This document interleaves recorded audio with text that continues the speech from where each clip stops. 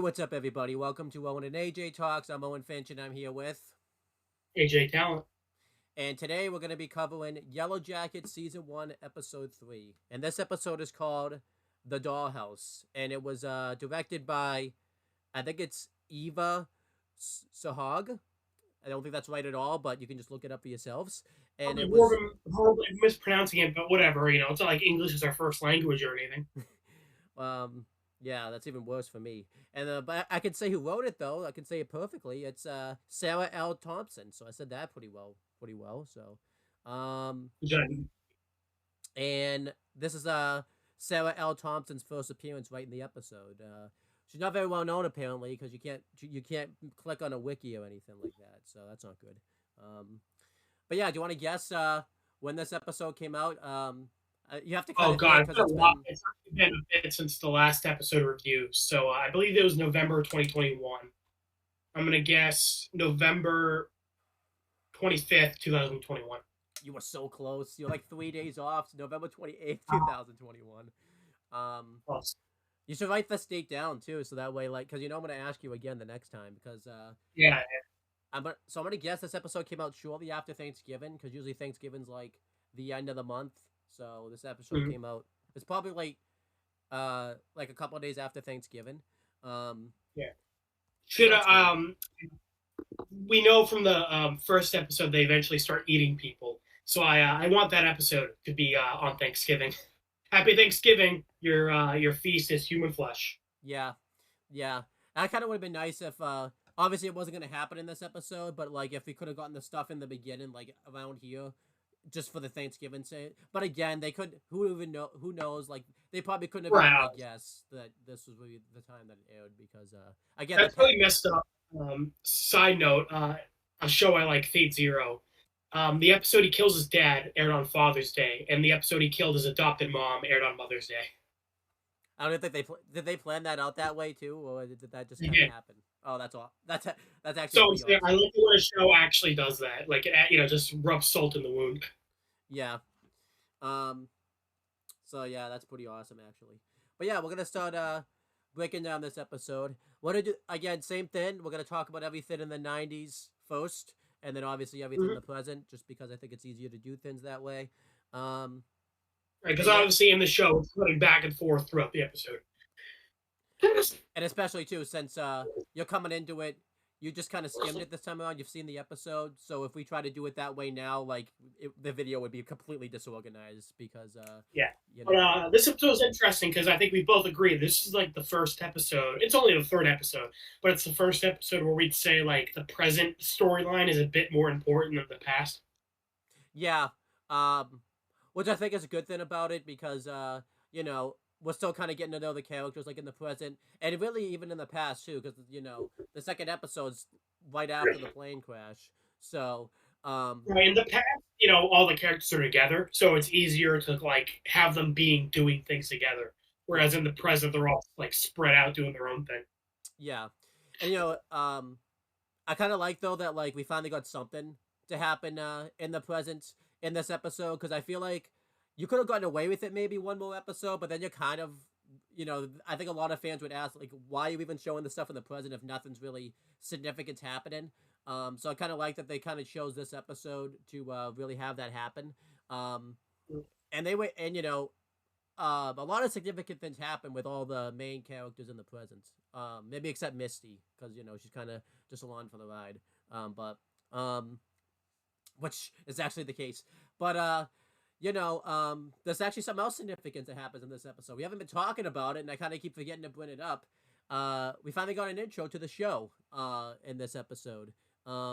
Obviously, we hadn't had one before because obviously we were still getting to know the characters and everything like that. So in the previous review, we praised because I think we said like Ben 10 and Danny Phantom, which we're also reviewing. We feel like they should have waited to do the theme song.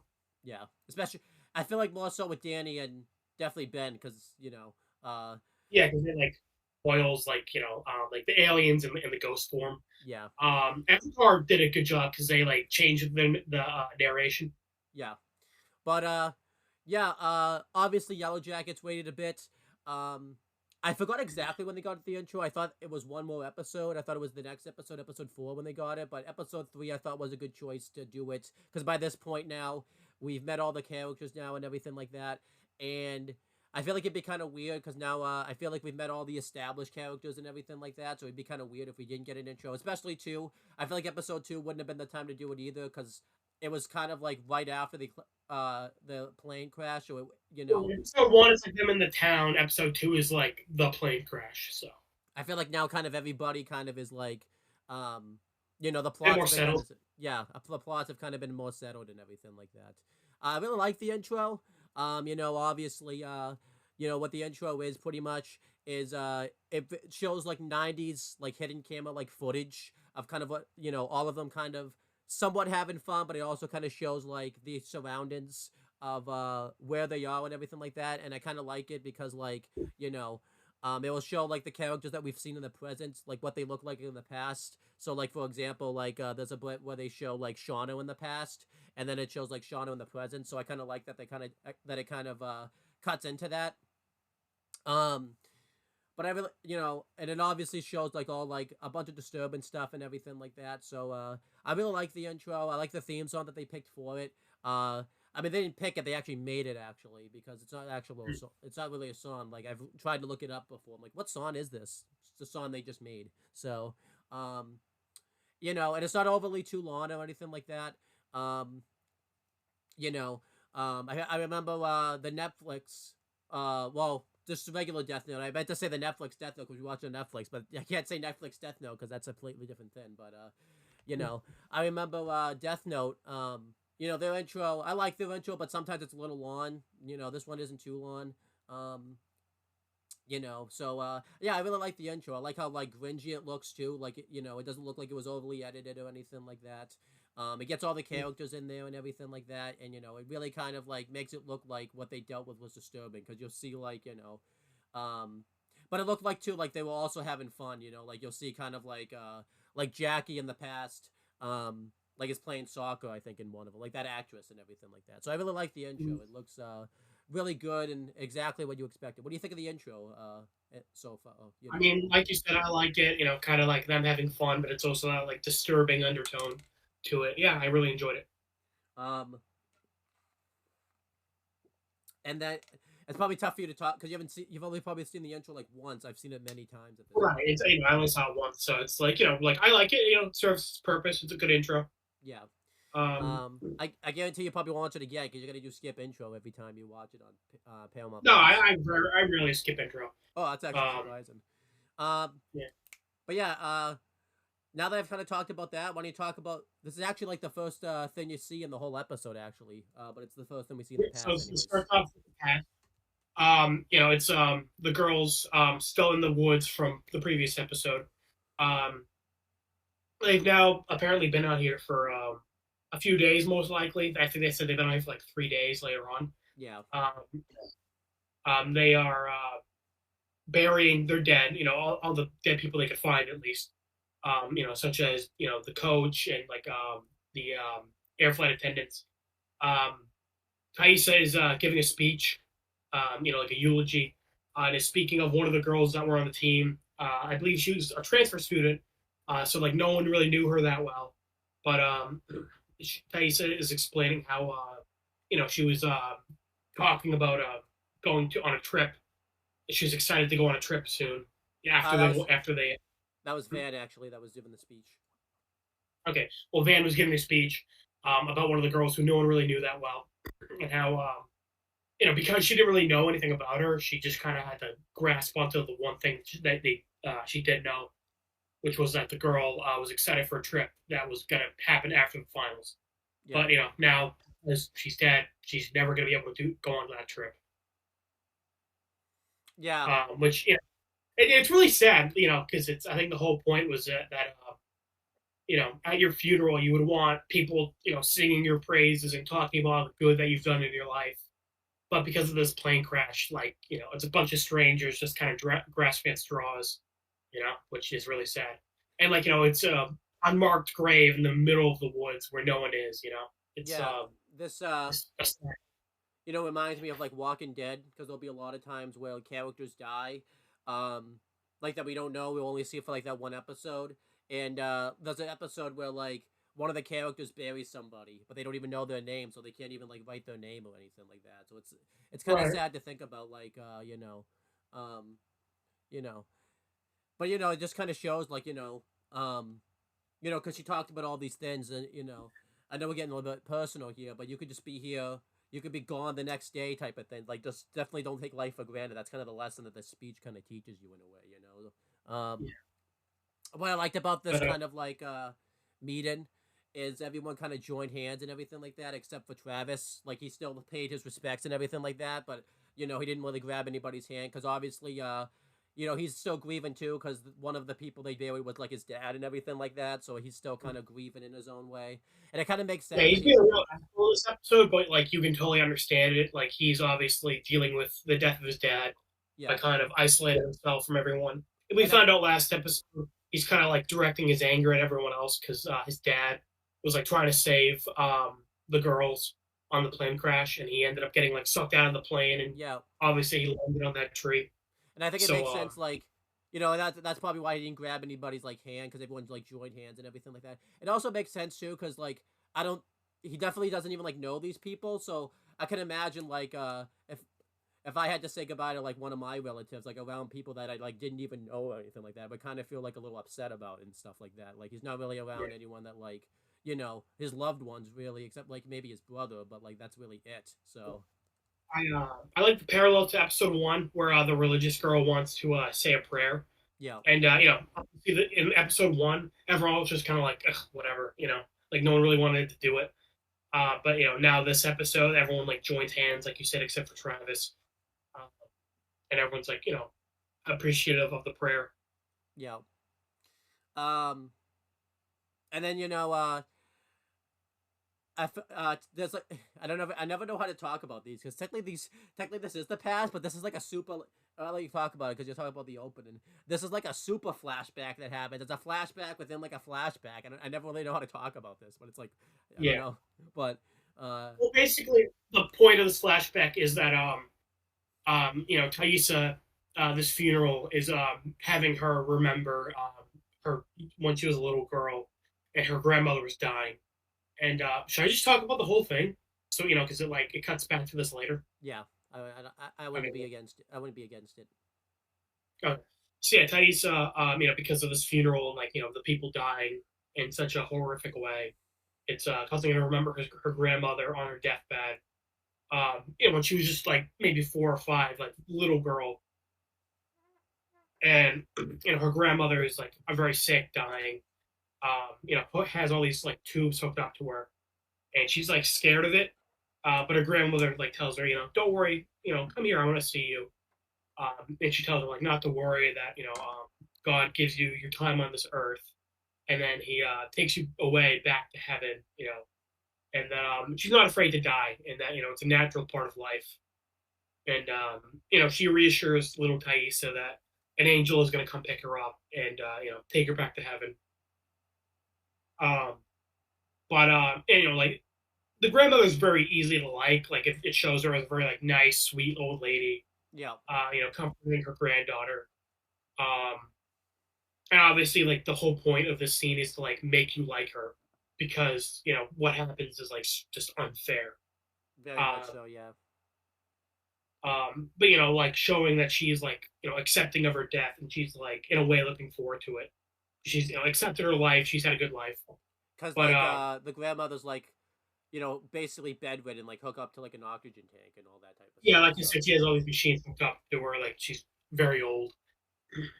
But later in the episode, we come back to this scene, and Thais is still, beside her grandmother, and they're speaking, and all of a sudden the grandmother looks past Thaisa and is like, "Who are you?" And little Thaisa is like, "Oh, is the angel here?" 'Cause she's only like a 4 or 5 year old. Uh, but then the grandmother is like horrified. She's like, "No, get away from me!" Like terrified of what's. And all of a sudden, Thaisa like looks behind her at the mirror and like sees what the grandmother is seeing, and it's like a guy with no eyes. yeah, And the grandmother and Thaisa are both horrified. And the next scene with the grandmother is like her funeral, so presumably she died there. Yeah.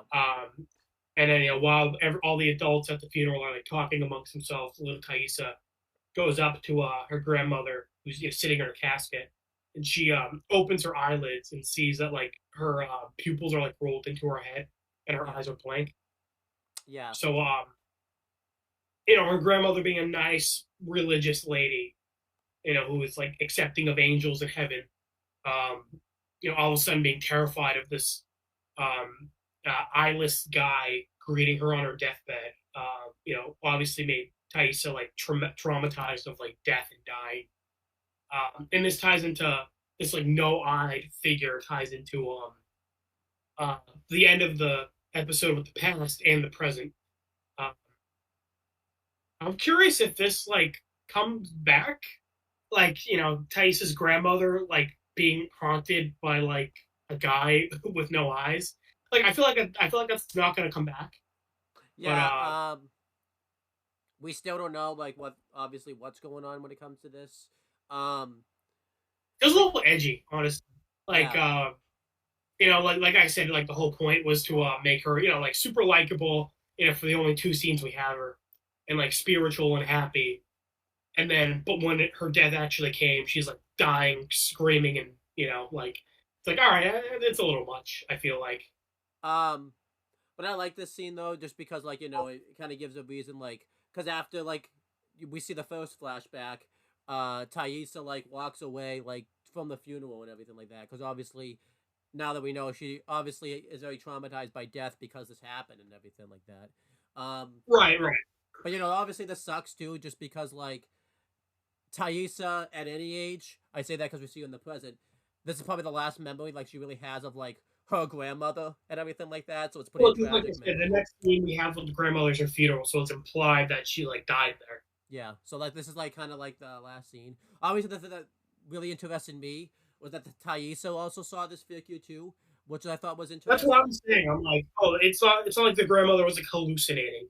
Like little Thaisa fucking saw this like supernatural like eyeless dude. So I'm like, what the fuck does that mean? Yeah. So I don't know, like, because sometimes the show does like supernatural like elements and all that type of stuff That's because what I was surprised by because I'm like I thought going into this like there wouldn't be like it'd be all like pretty grounded in reality, yeah. and this is like kind of supernatural. I'm like, huh, that's like surprising. Like I don't know how to feel about that. So they say like um obviously I like supernatural like stuff, so this kind of like really didn't bug me too much. And I thought this was kind of like a good horror aspect, but obviously this was a good character moment for Thaisa, because we really don't know much about Thaisa, any version really, character wise or anything like that. So this was kind of a very good Thaisa episode. um and Yeah, this was just very interesting, just because I didn't really know what to make of this when I saw it at the time, because again I'm like, I thought this was just a plane crash. I I guess didn't that's expect where the supernatural like element to it and everything like that. And obviously yeah, this I like guess you're. Sorry, go ahead. and I guess this ties in later on, because like Thaisa in the past we see that doesn't believe in like supernatural like things, but obviously you could kind of tell, like it seems like that she's like buried this kind of like in a way, like this feeling and all that type of stuff, and not really talk to anybody about it. So and it seems like to any time like there's like a moment that revolves around like death or anything like that, like Thaisa remembers this moment, because like that's the only time like we kind of come back to like these flashbacks or anything like that. Yeah, I guess that's the difference between you being a returning watcher, you're up to date on the show, versus me who's a first time watcher. I haven't watched episode 4 yet. I'm a bit more like on this. Like I don't hate it. I'm just kind of like I'm kind of like okay. I wonder where this goes. I don't know if I like it or not. The flashback with the grandmother. Yeah, I felt the same way that you did. I wasn't sure how to feel about this either, because I didn't know what it really was, like a supernatural like type show. So this kind of came out of nowhere type of thing. I wasn't hating it, because I was obviously we're still early into the show. I was kind of waiting to see what was gonna happen with it.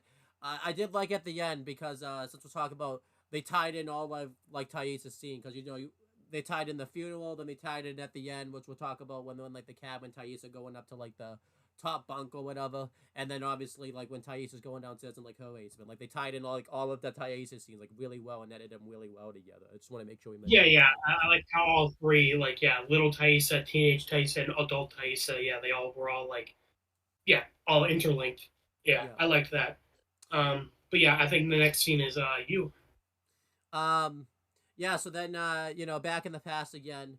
Um, and this was kind of good too. I want to mention too because when As Thaisa, in like in the woods. yeah, I wanted to mention too because at the end, like when Thaisa went for a walk, like we saw again in the present. So I feel like they kind of time out when they go to the past and when they go to the present fairly well. Like they don't just randomly jump between the two. I kind of like how they kind of time it out. Yeah. Everything like that. But then yeah, back in the past again. Um, Van is pretty much rationing their food because they didn't really bring a lot of food on the plane, so they're kind of trying to ration.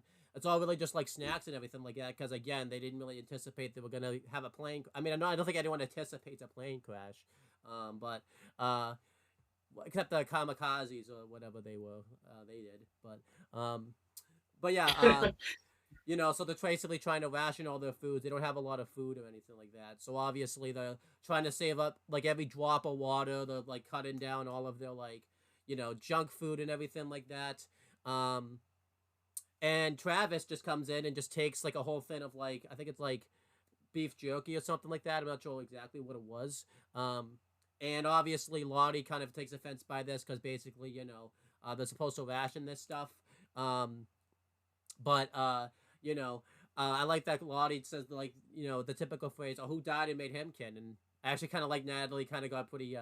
Actually had an answer. It's like, yeah, his dad. His dad died. It's like so you can kind of sympathize with Travis. Again, he's still mad, so he comes over to Harvey and he tells Harvey to eat because they haven't eaten in a few days, and um, we see that Harvey's chewing gum, um, and Travis asks, Harvey why he's still chewing the gum, and Harvey says that Dad gave it to him so that way his ears wouldn't pop, and then Travis is like, "Well, are they popping now?"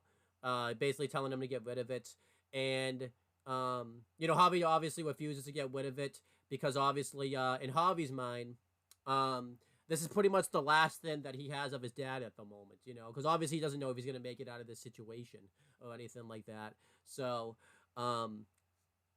to him, this is like the last memory he has of his dad and like the last thing that his dad gave him. So obviously he's trying to salvage it as much as he possibly can.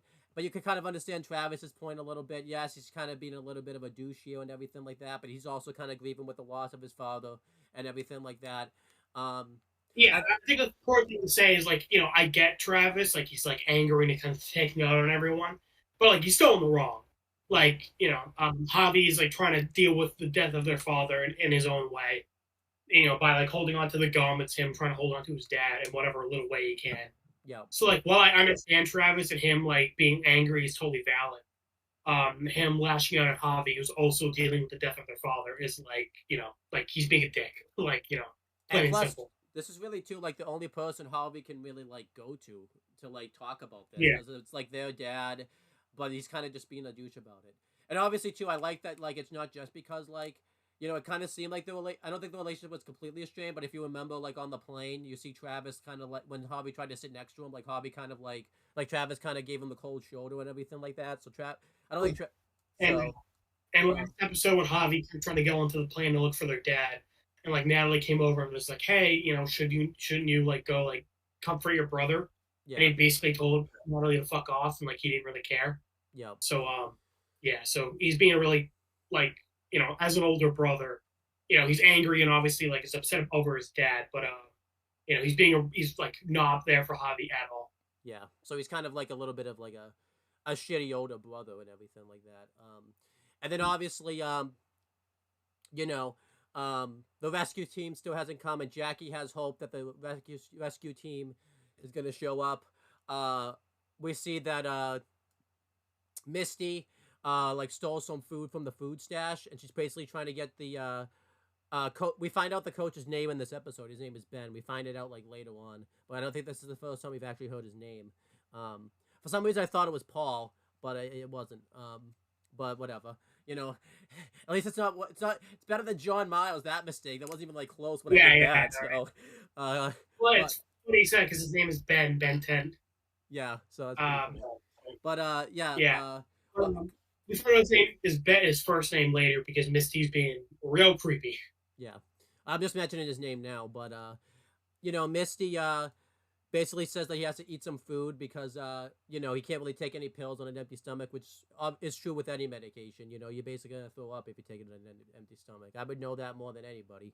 Um, and then Thaisa comes over, and obviously too, everyone's kind of suffering on the plane crash too. We find out that Jackie has poison ivy, um, you know, and everything like that. So she's, you know, and you know, I've had poison ivy before, and it sucks. And it's worse, you know, when you can't do anything about it. Because I feel like, you know, even though Jackie has cream and everything like that, I don't think it's like calamine lotion type of cream. Like I don't think it's gonna really do much that of what she has type of thing. So, yeah, that sucks. But Thaisa comes over.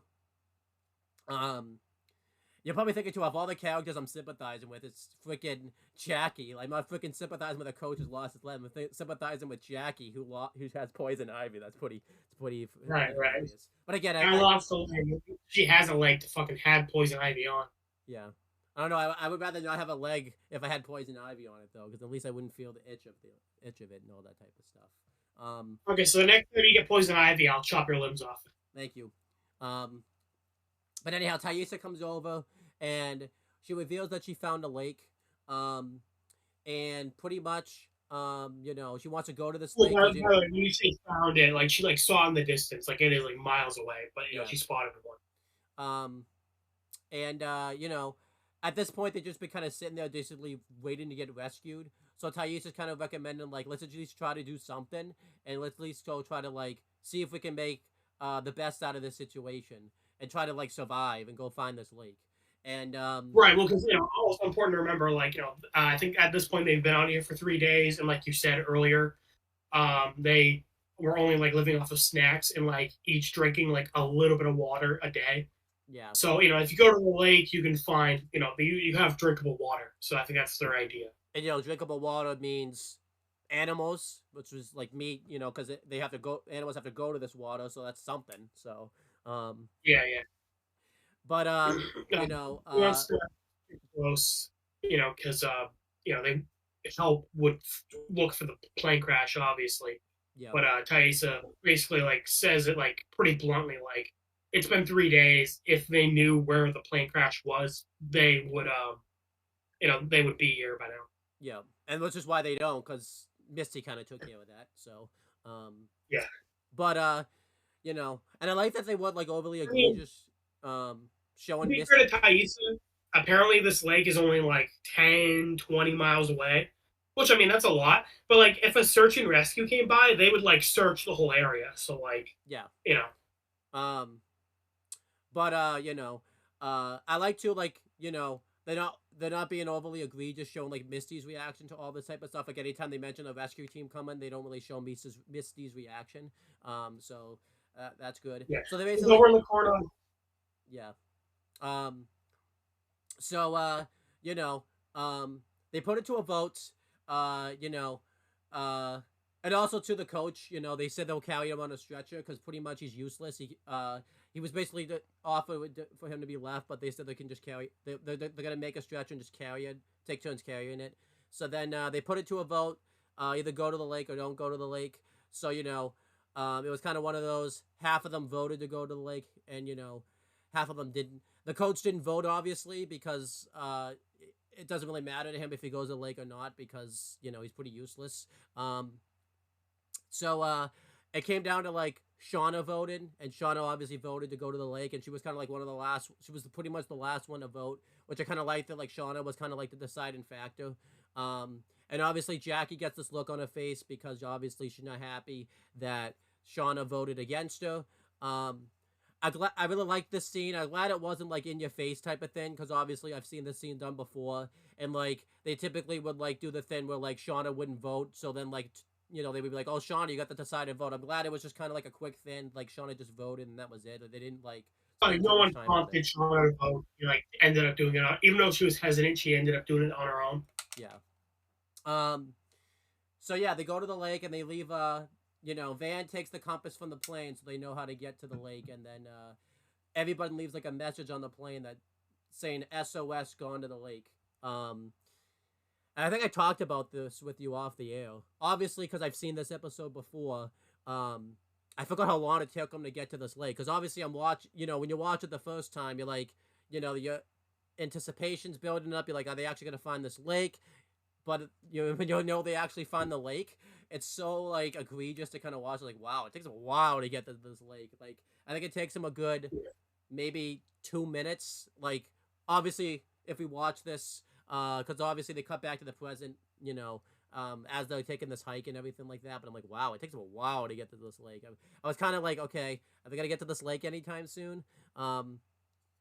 But obviously you watch it in real time and everything like that, not knowing that they find the lake. It's the hype to it's pretty well done. Obviously they walk by a bear that's been like mangled. And, oh yeah, that was another reason why Jackie was like hesitant because she thought maybe like Van was seeing things and it was a mirage. So Jackie like didn't want to leave the plane crash site like if there wasn't actually a lake. Yeah. And again, they weren't sure like how far away it was. Yeah. And then also to Shauna offers Jackie some water, but she doesn't take it because she's kind of mad at Shauna because she voted against her. And Taissa like thanks Shauna for like having her back, and Shauna even says, "I didn't have your back. I just did what I thought was right." And then Taissa even says like it was the right thing to do, but Shauna's like, "Well, you're not exactly sure of it." So I kind of like It also shows there that Shauna didn't really take Taissa's side. She was just kind of doing what she thought was right type of thing. So Yeah. that was a good little scene. And it's a good scene because like Shauna and Taissa have like somewhat of a good friendship like in the present. So it's kind of good when they kind of Yeah, interact and in the past. it seems like they're kind of just neutral towards each other.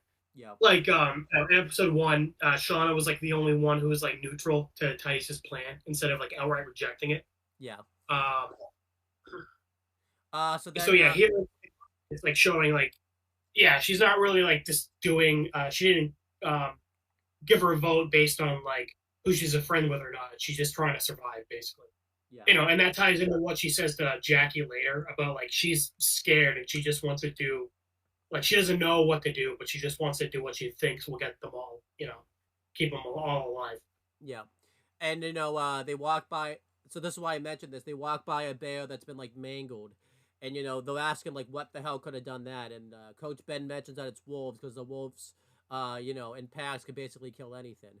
I mentioned in this because obviously they set this up in the last episode when Taissa was showing her son like the hand puppets. We see that there was some type of wolf attack, so I thought that was kind of a good, good hype up that Yeah. this wolf attack's gonna happen at some point. So that was a good. I was thought maybe it was a bit pretty good foreshadowing for like the group that like they all have to like stick together, Yeah. like in a group and they work together and they could like survive. Oh, that's true. Yeah, I would think of that too. I was also thinking, because they set up the wolf attack the last episode. So. Yeah, I agree. Yeah, this is setting up a wolf attack, but I think this is also like, the wolves like working together can take down a bear, and I think the idea is also like all the girls like because everyone was like split on the vote and like is split on what to do, and everyone's like fighting amongst themselves. But like if they can kind of put their shit aside and like work together, they can make it through this. And then eventually they end up finding the lake. It's actually like a really like it's a big moment for them obviously because it's like they basically found like a diamond in the rough pretty much. And Cranberries all your dreams is like it's by them. It's a very good music plays. I knew the name of the song before I came on the This video. gave me like summer movie, kind of vibes. Everyone's at the beach having a good time. Yeah. I liked this because it's like if everything's miserable all the time, like it just kind of gets dreary. Whereas I feel like dark stuff happening hits harder if you have like these moments of levity. Like last episode, everything was so dark and depressing, but all of them kind of having those like stupid confessions around the campfire and like laughing a bit. Yeah. I liked it. It felt very human, kind of like finding the the comedy in like such a hopeless situation. Yeah, I like that. And again, this is good too. Everyone, oh, sorry, go ahead. This is good too because like it kind of makes sense for them to have like these good cheery moments now too because they've only been out there a few days. Like obviously they're gonna have darker moments 18 months out because they haven't developed as characters yet to really be that way. So they're still normal teenage Yeah, they've girls only for the been most around for part. like 3 or 4 days. Um, And and the, I like that, because they all run into the lake, take all their like clothes off, and like start swimming around. Because Travis like jumps in the water too, yeah, and a couple of the girls are standing there next to Natalie, and they're like, "Hey, so is Travis like hot?" And they're like surprised, because he's like all wet and he like flips his hair back and shit. yeah. Um, and one of the girls is like, "Oh my god, we've only been here for 3 days. Are you guys really that desperate?" That was Jackie. That was Jackie. So, um, that's the reason I say that because Jackie's not into any of this stuff. So it kind of ties into later on type of thing. This was good because um, you kind of forget because you know, they kind of like had Natalie look at Travis that way, and obviously this ties into the present because we know they end up kind of becoming like an on again, off again like item in the present type of thing. So, It's also funny because like, he is like the only guy like surrounded by like 30 teenagers, teenage girls. Well, because like he has a brother, but like obviously the brother's like a little kid. Well, like not little, like he's like I don't know, 12. yeah.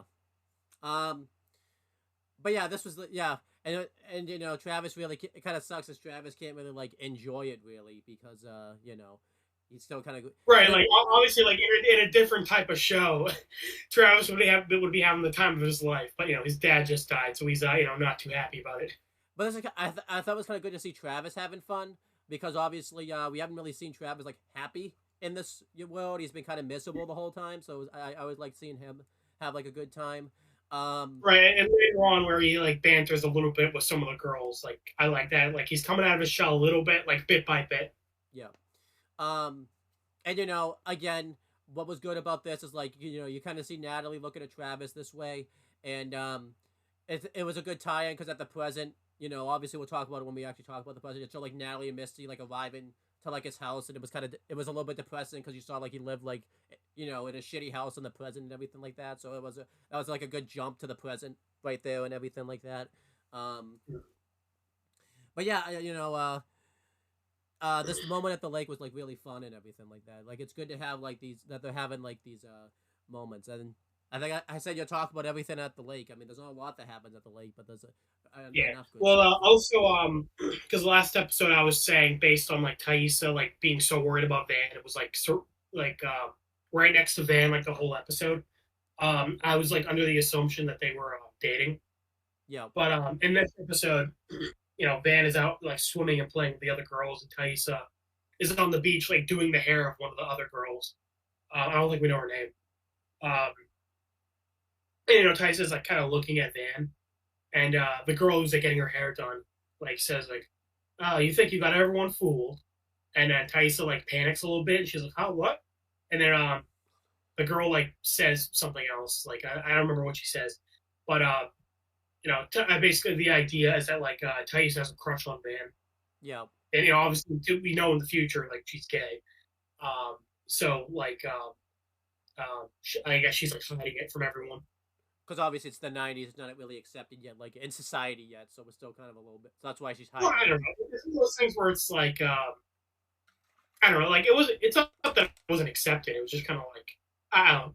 I wasn't alive back then, but like I feel like everyone would have just been like, okay, cool. I don't think anyone would have made that big a deal out of it. Yeah, true. Um, but then you know, I don't know. I mean, I went to high school in like the 2010s, and at that point, no one really gave a shit. yeah. Um, Another big thing that happens is you know, um, you see like Sean is in the water and like staring at Jackie at one point, and someone's like talking to Jackie like bonded with her, but Jackie's not really into it. But like when she sees that Sean is looking over, Jackie gets all into it, so she's kind of like trying to like make Sean a little bit jealous because obviously she's kind of mad at Shauna, which I thought was kind of like a good little moment right there. So, Yeah. um, Like I was just talking about like Thaisa having a crush on Van and like staring at her, and then right after that you talk about Jackie and Shauna in a way that makes it sound like they're in love with each other. Yeah, well, I just wanted to make sure we didn't forget about it. And then like an Yeah, that's interesting because like in episode one, because I mean even now still it's kind of like with Shauna and Jackie, I like couldn't tell. I was like, does she love Jeff? Is she jealous of Jackie? Is she in love with Jackie? Even now, I'm still like unsure of like what Shauna's thoughts are. yeah. I know. I made it sound like it was connected, but it just happened to be like that's just what I remembered happened next. I don't even mean to. I'm just saying that was like a funny coincidence. Yeah. But yeah, it also made me remember like, oh yeah, at this point we're like not really sure what Shauna's like thoughts are. Yeah. But Jackie was clearly doing this to kind of like, you know, get at Shauna a little bit because she's mad at Shauna, like I said, that like she voted against her.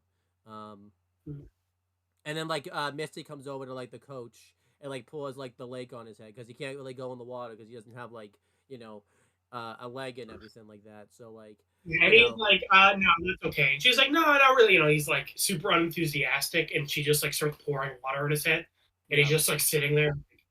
I hate my life. Yeah, you can't blame him for because Yeah. And, two of the other girls see this and they're like, oh yeah, if she poured water on my head like that, we'd be fucking fist fighting. um if I knew Misty personally, probably not. I'd let you have that one. So Well, no, I'm just saying that I think that's what like the two girls are like see Misty doing that, and that's what they say. yeah. Or yeah, they're like, oh yeah, no, Misty, no. If she poured water on my head like that, I'd be like, nah, no, we're beefing. Yeah. Um,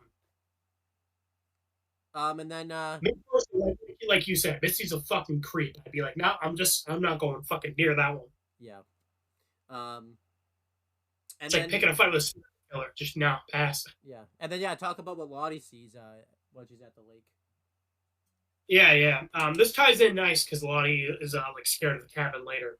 But while they're at the lake, Lottie looks into the distance at like in like the middle of a hill, and she sees a house because I think she sees like the glass of the house like reflected in like the sun. Yeah. She spots the house and she's like, oh my god, everyone look at like a house, and or a log cabin. So everyone immediately like runs out of the lake, like gets all their shit and like runs over to the cabin because they're like, oh my god, someone might be there. They might have a phone and shit. We can like get rescued. And every time this happens, I'm like, I feel so bad because we already know they're gonna be stuck out there for 19 months. Yeah. And it's only been 3 days. So it's like sucks seeing them like get all excited and like think they're gonna get rescued when we know, no, you're gonna be out there for another fucking like almost 2 years. Yeah, pretty much. Yeah, so it kind of sucks when that happens. Like, it's weird though because sometimes you get into it like a little bit. Like, you'll get sometimes I'll get into like, oh my gosh, they're gonna get rescued. Oh wait, no, they're not because that's you're like it's like false hope. Funny enough, Arrow had a similar thing where like it would cut between the past and the present. Because we found out he was like stuck on an island for like 5 years, and like each season covers like a year. And so every time you think he's gonna get rescued, it's like, oh no, wait, never mind. He's gonna be fucking stuck out there for another like 3 years. So nah. In a way, even though like this is obviously with hindsight, like watching as an adult, it reminds you of like in like Permanent Retirement of Ben 10 when like Max talks about like he's gonna go for like a walk in the morning, and you're like, yeah, you can. Oh yeah, it's like, what's gonna fucking happen? That's pretty much what this. That's pretty much kind of what this is. Like, yeah.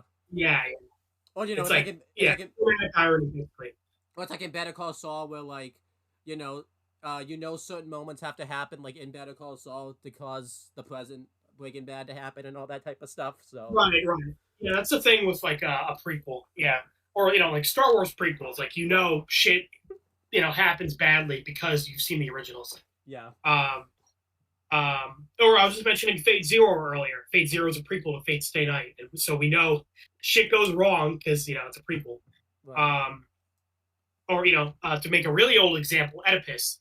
It starts off with like the narration being like Oedipus killed his dad and married his mom without him knowing. So and the whole episode is like, oh, who? In the whole play is like, who killed the king? And the audience already knows it was Oedipus, but the whole play is like him finding that out. Yeah. So to name a 2,000-year-old example. Did you ever read Oedipus in high school? No, I didn't. So okay. I think that's a funny thing to say because Plato was mentioned last episode. Um, but even though this isn't a prequel, because we see most of them in the present, it's just The point is, this is like using dramatic irony, like showing things, but like the audience already has like information that the characters don't. yeah, So like the tragedy is that like, damn it, they're so happy thinking they're gonna get rescued, but we know it doesn't work out for them. And that ties into the end of this episode actually with Travis. Um, but yeah, everyone basically like gets out of the water and runs back into the forest to go to the log cabin they spot. Um, yeah, and I think you talk about what happens at the log cabin. I kind of talked about most of the stuff that happens at the lake, so if you want to just keep going, I'm cool with that. Okay, sure. Yeah. So they go up to the cabin and they immediately start like banging on the door and the windows, like screaming for help, trying to explain like, hey, we were in a plane crash, please help us. But they like peer into the window and it's like deserted basically. They open the door and they're like, oh shit, no one's been here for like years. Like it's covered in dust and cobwebs. Like it's deserted basically. It's also like really creepy. Like it was, looks like it was like a hunter's cabin because it has like animal skulls everywhere. A big thing is the antlers. Like he's got like a like over his fireplace. He's got like a deer like antlers or whatever. That's obviously a big thing because that's like the logo of the show. I don't know if you saw on Paramount Plus like that. Oh yeah, remember episode 1? Like they had like the antler thing like on the mask. Yeah, so that's kind of like a big thing. But yeah, I didn't know. Yeah. Yeah, and I think Lottie was outside, kind of like looking like at the cabin, like ugh, because yeah, like it's like this one log cabin, the only thing for like miles, and like it's just kind of like in this little stretch of woods, like this one little like clearing. It's like pretty creepy, yeah. Yeah. And yeah, everyone's looking around. Jackie ends up finding like food, and she's like, "Oh, sweet food!" And like she immediately opens the can, and I think Thaisa is the one who gets mad at her, like, "Hey, don't be fucking hoarding food." Because like Jackie like immediately spots food and like wants to eat it herself. Yeah. And also just showing how out of her element she is, because like last episode we were seeing like she is like a liability if anything, like she doesn't really know what to do in the situation. Yeah. And here, she's like just wants to eat food for herself, and has to be like, hey, we're supposed to like ration it amongst ourselves. Yeah. Doesn't end up mattering though because she opens it, and it's like disgusting, like like moldy slop. Yeah. And this was your first thing that obviously they say because it's like dusty and cobwebs, like no one's been here for a while, but like the canned food is like gone disgustingly bad. Like canned food is good for a while, so this is like your first hint that like whoever like owns this cabin like has not been here for years. Someone makes a joke like the person went on like a hike when they said yeah like a decade ago, but honestly that might have been like true, like it might have been a while ago because like yeah, like I said, it has to have been a couple of years because like the canned food is bad. Yeah. Unless he just like really old canned food. I mean, you don't know what he likes, I mean, he's out in the he's middle of nowhere. Maybe that's why he died. We find out. He had a thing for expired food. Like they also a bunch of the girls find like his old porn magazines. Yeah. And they're like looking at it and kind of like laughing at it. And Travis shows up, and a couple of the girls are like, "Do you guys like actually like read this stuff?" And I like Travis's response, like you said, like with him having fun at the lake. This is kind of him like having a bit of fun, where he's like, "Oh no, absolutely not. I can't even like tell what her favorite hobbies are or like what her favorite books are. Based on this. Obviously he's being a smartass." Yeah, I like this. Like again, I like that Travis is kind of like open, like being a bit more open to them and everything like that. Because it seems like he's starting to kind of like warm up to them and everything like that. Like kind of show his personality to them more and everything like that. Because I think it makes sense because sorry. well, I was to say I'm kind of I think we're both kind of that way. Like we're not. It takes us we have it takes us a while to get comfortable with people to kind of like be more open with them. We're kind of like a lot of Yeah. professional. Obviously, we're Well, not. In Travis's case at the moment, where like oh yeah, um, yeah, yeah. um, So I was gonna say, and I think it's also like the situation. Like earlier, like they're burying the dead, and like they're all like rationing like fucking Twinkies. So like him being pissy in that situation makes sense. yeah, Here, like they found the lake with fresh water, and then now they found a cabin with like which is like oh cool. Like even though no one's here, like someone owns it. Like they might be back. yeah. Um, this situation's like a bit lighter. Like there's a bit of hope here, so it makes sense that he's kind of in a bit of a better mood. Then it turns sour. I'll talk about this as I talk about earlier. Yeah. Well, because that this leads into that scene. He, even though he was like saying like, "Oh no, I hate these poor magazines because you can't even tell her favorite books," but then he immediately like walks away with the magazine in hand, yeah, and all the girls are like, "Ha ha ha," very funny, and like flip him off. yeah, but yeah. So he walks off with like the magazine and everything like that. But like he's like soaking at the moment. Like he's obviously like very pissed off and everything like that. So at this point, he's not really being open anymore. And Harvey comes over, and like he wants to see the magazine. Like Harvey's actually kind of being like open, like cheery and everything like that.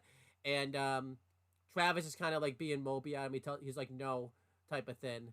Um, and at first you kind of maybe are thinking, is he just being an older brother, like trying to protect him type of thing? But then it gets very bad very quickly. He basically like demands Harvey to spit out the gum because he's still chewing the gum, and obviously Harvey doesn't want to give it up because that's to him like again the last thing that he has from his dad and everything like that. And Travis puts him in a headlock, and he's trying to force him to spit the gum out, and Harvey just doesn't want to spit it out. But eventually, obviously, because he's been in the headlock and everything like that for so long, he has to like basically, I don't even think he even spits it out. I think he just was in the headlock so long, it forces him to spit it out, and then Travis is just lashing out at him and everything like that. Saying that his dad was a dick. He talks about how he's fucking dead. He's never coming back, and he like takes Harvey's gum, like the last thing he had of his father, and like chucks it like into the wood. Well, they're in the woods, but like further into the woods. And obviously Harvey's upset about this and everything like that. And then like we see like over like Natalie's kind of seeing this like go on and everything like that. So I really liked this scene because like this was at the moment where Travis finally went too far and everything like that. Because like at this moment, I think what really makes the scene is like Harvey wasn't even like grieving about his father anymore. He was actually trying to like be open and like have like a like a little lighthearted like thing with his brother, but like Travis just took it too far at this moment. Yeah. Oh yeah, way too far because he's obviously upset and angry and like he's been kind of just doing his own thing. But here, like even though his brother is also grieving, he like just spat on it. Um, yeah, and I think like him saying like dad's a dick and he's dead and he's never coming back. Like that's him also like talking to himself, like trying to convince himself that like he doesn't care. yeah, After he throws the gum and he sees Javi on the ground, like upset and like about to cry, like he kind of gets this look on his face, like he feels guilty for a second. But then instead of like calming down and comforting Javi, he just like storms off. yeah. Um, So like he's like, nah, shitty brother. yeah. I feel like at this, Like, but yeah, like he took it way too far. yeah, I feel like at the moment, I'll say this, like you can kind of understand it, but I feel like at the same time, like you really kind of can't understand it because like it'd be one thing, like I said, if Harvey was still grieving, but Harvey wasn't even like grieving when this was going on or anything like that. Like that's what kind of makes it even more Well, like like grieving in the sense, like he's still chewing the gum, so obviously like he's still holding on to it. But yeah, yeah, like you said, like he wasn't like picking a fight or anything, yeah, or they weren't even talking about his dad. Like he was just trying to like talk to his brother normally. yeah. Um, so then also we missed this scene earlier. Like everyone, Jackie is like upset that no one's like listening to her and everything like that. This is kind of before the porn scene and everything like that. So she kind of goes outside. and like is upset because like she's basically out of her element and everything like that, which I thought this was a really good scene. Um, because this ties into like the next scene where Shauna comes out and talks to her and everything like that. And again, Shauna pretty much apologizes in a way, and not really apologizes because she kind of tells Jackie like the reason that like she's been kind of making the choices she's been making is because she obviously doesn't really know what's gonna happen, and like she's scared because the rescue team hasn't come, so she's just trying to do what she feels is right, but basically she doesn't want to be alone in this, and she says um that she just needs her best friend right now. So pretty much Jackie and Shauna make up. Jackie even says like we just survived a plane crash. I think the worst is behind us. And I mean I know you probably know like the worst isn't behind them, AJ, because when you Yeah, because I mean, obviously we know like they have a wolf attack. They end up having to fucking eat people most likely. yeah. They're gonna be out there for 19 months. They're gonna have to survive the winter. Like, nah, you're fucked. And I'll just say this. I mean, this is coming. With the worst turn Shauna and Jackie's relationship gets later on, this scene kind of doesn't really translate all that well when you watch the show later Right, on. because obviously Jackie doesn't know that, like, because like she pretty much forgives Shauna right away. Like she was upset with her, but like when Shauna talks to her, she like hugs her and like kind of like cuddles her a bit. Um, but she doesn't know at this point that Shauna basically betrayed her by Yeah, sleeping with her boyfriend. I did. I did like that they were having like somewhat small Well, dis. it's off as really. Sorry, go ahead. I did like that like they were having like small like disagreements and everything like that. Like before they even find out about that, like they're kind of like butting heads a little bit like that, but nothing crazy. Um, Yeah, but because I know how the relationship goes, it's kind of like this doesn't really like this doesn't look good like in comparison to that now type of thing. So yeah. Well, it's also like Shauna definitely comes off as really manipulative. yeah, Like she's like saying like I need my best friend.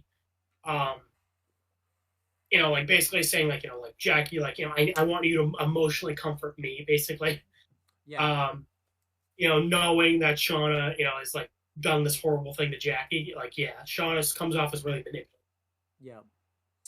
And then we have everything else that happens in the past, which you're gonna talk about. Yep. So this pays off because the coach or the assistant coach has basically just been like kind of like apathetic to everything. He's like depressed that his leg is gone. He feels useless, and like he's like, what am I gonna do about the rest of my life? Um, um, like a fly has been like surrounding him and like trying to get at his leg. He's been trying to swat it away, but he ends up like falling down, and he just like breaks down, like starts screaming and crying. Um, everyone like comes to check on him, like to see what happened. Misty, because she's been like looking after him, like trying to feed him and give him water and like cheer him up. Like tries to pick him up, but he like smacks her, Yeah, and he's like, "Damn it, Misty! Like get the fuck away from me." You can definitely tell it's building up because like he's kind of just been like apathetic to Misty trying to cheer him up, but here he like smacks her really hard, her like lip starts bleeding. Um, but at the same time, I don't even think it was like really directed at Misty. Like because like obviously like Misty cut off his leg, but like I think logically he like understands why she did it, but yeah, like he's just like laughing out emotionally because like I mean he smacks her, but like he doesn't even like really like he doesn't like talk. She isn't like how dare you take my leg. He just starts saying like I should have died. Like what am I'm missing a leg. What am I gonna do? So yeah. I like that. Even though he smacked Misty, like emotionally, he doesn't like start yelling at her. He just like starts saying like, I should have died. I mean, the only thing he says like, "Get the fuck away from me," but I think whoever would have come over to him in that situation was gonna get like that slap and all that type of That's stuff. what I mean. Like I'm glad he didn't like start blaming her for the leg and everything. Yeah, Like, because like I said, I think like he knows like she's been looking out for him and like trying to keep him like healthy. But like with Travis, like he's been lashing out his brother because of what happened with their dad. So like I'm glad he didn't do that with Misty, even though she would arguably like deserve it way more. definitely. Yeah, Um, But yeah, I'm sure he also has survivor's guilt because when he starts saying I should have died, it's like, yeah, all those people died in the plane crash, and I lived, but I'm like crippled for life. It's like, I'm sure on one hand it's like, how am I supposed to go on with the rest of my life like this? And also like all those people died and I somehow lived. Like that's like, Yeah, it's probably survivor's guilt too, because he can't even like do anything like because he survived. Typically, like he can't really do anything to help the group or anything. They have to take care of him and all that type of stuff, pretty much. he's the only adult here. Everyone else is a teenager. But yeah, like he can't even do anything. Like when they're walking to the woods, we see they had to like make a stretcher and like carry him to the lake. Yeah. So and the reason he starts breaking down is because like he can't even like swat away one fly. Yeah. And he falls. Um, but everyone is like looking at him like sad. But then Misty, like, I'm glad she didn't lash out, but she comes off really fucking creepy here. I would have preferred to lash out with over what she does to him. Like, yeah, she ends up like, like hugging him and like cradling him, which at first is really nice, and she's telling him like, you lived because we need you, which I thought was really sweet. But then she calls him Ben, like his first name, and the way she said it, I'm like, oh, that's creepy. Because like it seems like she's like in love with him. Yeah, yeah. Which and like she's like basically like it doesn't come off that she's like trying to comfort him. It comes across that like she's trying to like take advantage of him basically, like while he's like at his lowest low. Yeah, it felt like to me like when I saw this because she's like smiling. She was kind of like reveling off of like his pain a little bit too. Like that's what I was kind of. And that's what I mean. Like it feels like she's reveling in like being the one, like being basically the one who's taking care of him and like keeping him alive. Yeah. She was also bleeding, which kind of made her like come off like more of a psycho because she was like bleeding from the nose, like while smiling too. So that like it looked really creepy. So again, like the sit, like if it wasn't Misty, like if you just say like, oh yeah, Misty like was comforting him and telling him like it's a good thing you lived because we all need you, like that's cool. But like the undertone of like she seems like she's enjoying it and is like low key manipulating him. Yeah. Then it comes off as really fucking creepy. Yeah, definitely. I really liked it though. Then the last thing in the past. Just one other thing. I kind of forgot that they even like followed up on the fact that his leg was gone. Like I forgot that he like grieved about it and all that type of stuff. So I'm glad the fact that he like grieved about it. Like they didn't like just ignore it or anything like that. And then like the way he grieves about it's like really good. I think the actor does like a really good job grieving about it and everything like yeah, that. this whole episode he was just kind of like I said, like apathetic and like kind of in shock. And then at the end it was like, which I think is pretty realistic. Like the fly, like he's been holding it together, but like just like one little thing set him off. Kind of like with Travis, like he was kind of holding it together, but like the gum is what sets him off. Yeah. Yeah. Then talk about the last thing. Yeah. So Lottie, because she seemed creeped out by the cabin earlier. Everyone's like in the cabin. They're just like kind of happy to have like a roof over their heads, pretty much, and some shelter. But Lottie is like out, like outside of the cabin, kind of just like staring off into the woods. Thaisa comes out and like asks her what's wrong, and Lottie basically says like this cabin gives her like a creepy feeling, like she has a bad feeling about it. Yeah. But Thaisa kind of like tries to talk sense into her, and like she's not like being mean about it. She's like being like, look, I'm not gonna let you like stay out here by yourself. Like because of a bad feeling. Like come on, let's go in. And like she says, like I don't believe in like any superstition bullshit. But like you said, with the man with no eyes and stuff, that's likely like her kind of just like bluffing. I think too, she doesn't really start to become like bitchy about it until like Lolly kind of insinuates that it's like something supernatural. That's kind of when Thaisa kind of starts to be like a little bit bitchy about it and everything like that. Yeah, a little bit, but I think she's more insistent than anything. Like I said, I like when she said like I'm not letting you stand out here like by yourself. Like she's clearly worried about her. When you watch the show later on, you understand what I mean by that. So okay, yeah. Like I said, this is the first episode that implies like supernatural, so I'm like I don't know how to feel about that. Yeah. But yeah, later in the night, like everyone's sleeping. Thaisa wakes up, and like she hears something upstairs, so she like climbs a small ladder, and like the attic is really small, but she sees Lottie up there, like like curled up in a ball, like staring like on the other side of the attic, and says like "told you." Um, and like then Thaisa turns around and sees that presumably the previous owner of the cabin standing, sitting there. He's a skeleton now, like with cobwebs all over him. So he's been dead for a while. He's a skeleton, like no flesh or like decay on him. Like he's been dead for a while. Yeah. So yeah, obviously this is what the bad feeling too was like, that the person wasn't gonna come back, obviously too, because obviously if this person's been dead for a while, maybe that was a bad feeling. Um, that's obviously what we did. I don't think we really knew yet what Lottie meant by this, because obviously it's like the last like thing we see in the past of it. But obviously she has some type of bad feeling. I was thinking, was it something supernatural? Because we saw the supernatural stuff like in Thaisa's past. It seemed like that there was supposed to be a connection there, because obviously this, when Thaisa was going up the stairs, it was showing like, you know, her past and everything like that, like when she was a little kid and everything like that. Um, what I really liked about this scene too was it was kind of the first time Lolly really got to do anything as a character, because she's been kind of like, out of everyone in the on the team, she's been kind of doing the least and everything like that. Because Van's at least done something. Shauna, Misty, I said Van already.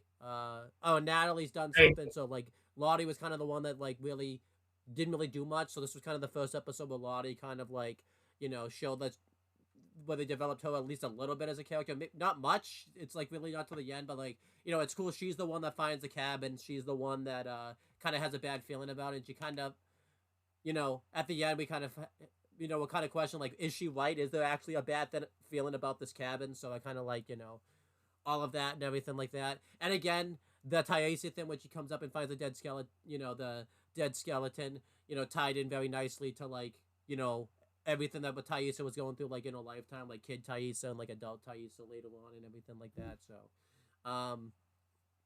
yeah, I really like how the episode ended in the past anyway, the last thing we saw and everything like that. You know, um, Overall, everything in the past was relatively like really good for the most part. I might just say like good. I don't think I'd say really good. Um, the biggest thing I think that was like really good about it was like they found like their setting where they're gonna be for a while, and then obviously everything was kind of going on with like Travis and like the coach was kind of the big thing. I kind of liked that. Like Shauna and Jackie and everything like kind of took a backseat. Like Misty took a backseat like young Misty took a backseat because I even asked you like I forgot she was even in this episode. Like was she actually like there? Was she in the episode at all? So I was like, yeah, okay, she was there, I guess. Yeah. But yeah, overall everything in the past was like a good solid thumbs up. We talked. But I want to do a little bit of not really a rant, just kind of a little bit of a nitpick. Because we kind of talked about this off air. I think we should. I feel like if we're ending off with the past, we should talk about it now. Um, it's very ambiguous how many people were actually in this plane crash, and I talked about this the last time, but I feel like because you hadn't watched much of the episode yet, you didn't really understand what I was talking about. But you were like, well, yeah, but I actually liked that there was a lot of people on this plane crash. But now that you've seen episode 3, we can actually have a conversation about it, because I don't really think they actually know how many people on this plane crash, because like obviously like the last episode there was only like really just the main characters and maybe a couple background people. It seemed like when they were doing like the funeral, it seemed like that there was like like the plane was like full, like the plane was it seemed like there was like a whole cast of people there and everything like that. It was like, how many people Yeah, actually and at when this we're plane crash? walking in the woods, you definitely see like a good amount of them like walking together. Yeah. And obviously, it seemed like too there was less people at the cabin, than there was like when they Yeah, were walking in like the woods and stuff like that. So it's like, yeah. So like the like survivors, like it seems like a juggle. It like goes back and forth between like fucking 5 people and like 30. yeah. Like Um, sometimes it's just main characters, and sometimes it's like we got a lot of background people. and AJ and I made the joke. We'll make it here. Did some of the people like did they miss the filming session, so they had to like add they just couldn't be there? They'd be like, don't worry about Yeah, that. Like it's like like um I don't think that's an issue that's ever gonna be solved either until like the very end of the like show and everything like that. Like I feel like that's always gonna be an issue. I, I it feels like they want to try to add as many background people as possible, just because like because we already know that 4 of the main people survive in the present. They want to kind of like well actually 5 of them now actually because I forgot about Travis. Yeah. Well, But back down 4. well no, still 5 because he makes it out of the past. So Yeah, true. um. So it seems Yeah, like that they but kind of yeah, want I to add some think we stakes get to it. a better idea of like because like I'm also like how many people died in the plane crash. Like that's kept really ambiguous. Yeah. Um, so I think getting a better idea of like how many people lived and how many people died would have been nice. Like maybe if they did a head count and we found out like okay, it looks like about like 20 people lived and we had like 10 or 15 deaths. Because like you said off camera, it's a soccer team, so like I mean like like I guess it depends on how many people are on the team, but like can't have been that many. Yeah, and we know one doesn't go because she got a leg broken. So it's like I And wish we that know the pilots and like the like air flight attendants all died. Like it yeah seems like it's just the like the teenagers and like the coach is like the only adult.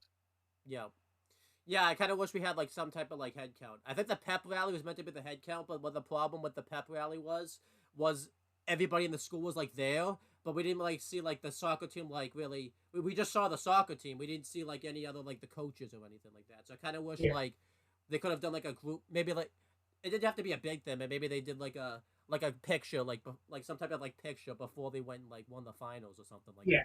that. But whatever. But anyhow, going through everything else. Let's talk about everything in the present now. Now, obviously, I know AJ and I have a thing where we were gonna try to do the storyline in the present by twos since everyone kind of separates, but because 2 of the main characters have their own story kind of going on, we're gonna kind of tackle Shauna's storyline like together. Um, just because I feel like that kind of makes sense to just do it that way. I think I originally had it that you were just gonna talk about you know, I kind of want to talk about everything at the hotel, and I kind of did a good amount of talking. Why don't you kind of talk about like everything before the Shauna gets to the hotel and everything like that? Yeah, so if you remember from last episode in the present, her and Jeff had slept together, but when Jeff went to take a shower, Shauna like looked at his phone that dinged, and he got a text from someone, a woman, I don't remember her name, saying that we'll meet at the usual place. And I kind of like that, even though Shauna here, it's like the next morning, um, is like probing him a bit. Like she's kind of giving him the benefit of the doubt. Like she's like asking him directly, like, "Hey, do you have any plans at this time?" Yeah, Because like if Jeff was like, "Oh yeah, I got plans," at like this hotel, whatever, and like it could have been a misunderstanding.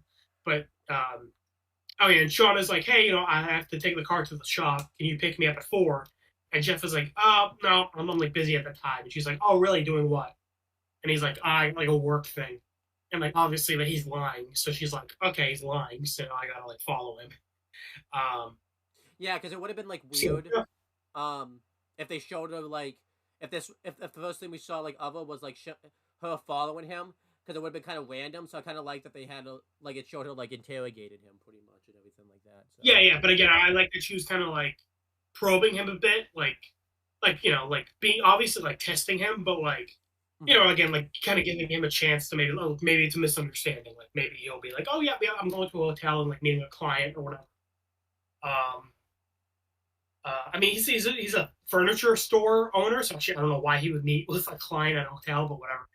no, what he Um, said, the reason he gave, I think, was that like he no, I'm saying like she's like asking him if he has plans at that time yeah to like maybe he would have maybe it could have been a misunderstanding, because like he lied yeah because obviously he said he's not going to a hotel. oh that's right Um, yeah I'm saying like if she asked and maybe it was a misunderstanding, it's like, oh yeah, I got to go to this hotel for this thing.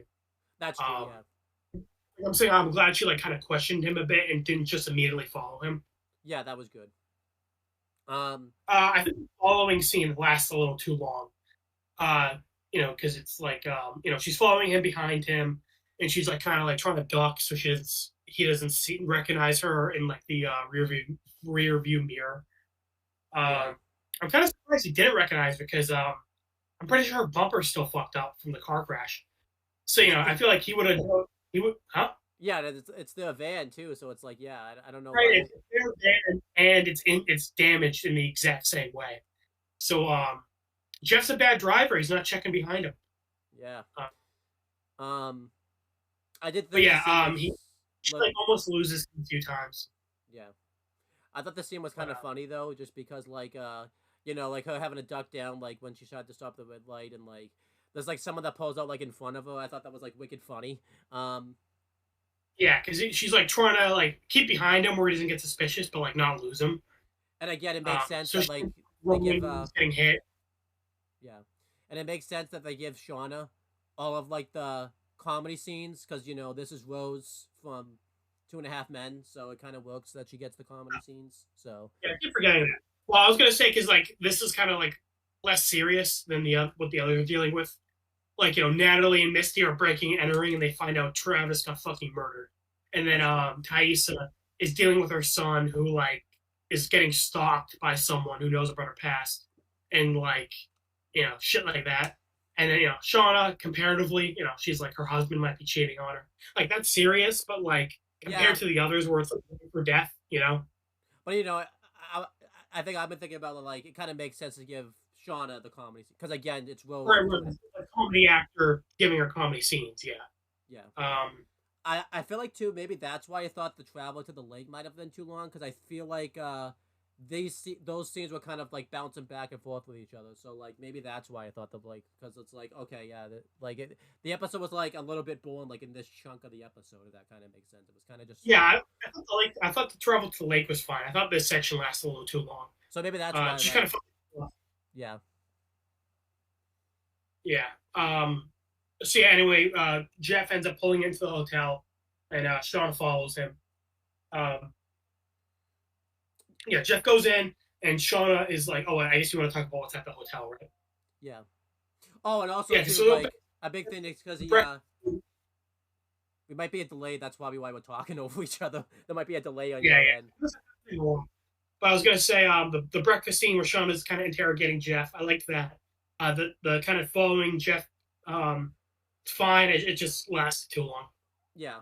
I agree with that. It feels like too, because they had like a really famous song here. I think it's Kim Wilde, Cambodia. So it seems like maybe they bought the rights to that song, so they had to find it, get it. They had to get it into the show somehow, so that they kind of use it to, and it made sense because it was about like a wife who thought like the husband was cheating on him. So it kind of makes sense to put it here. Yeah, music in this episode is really good. I agree.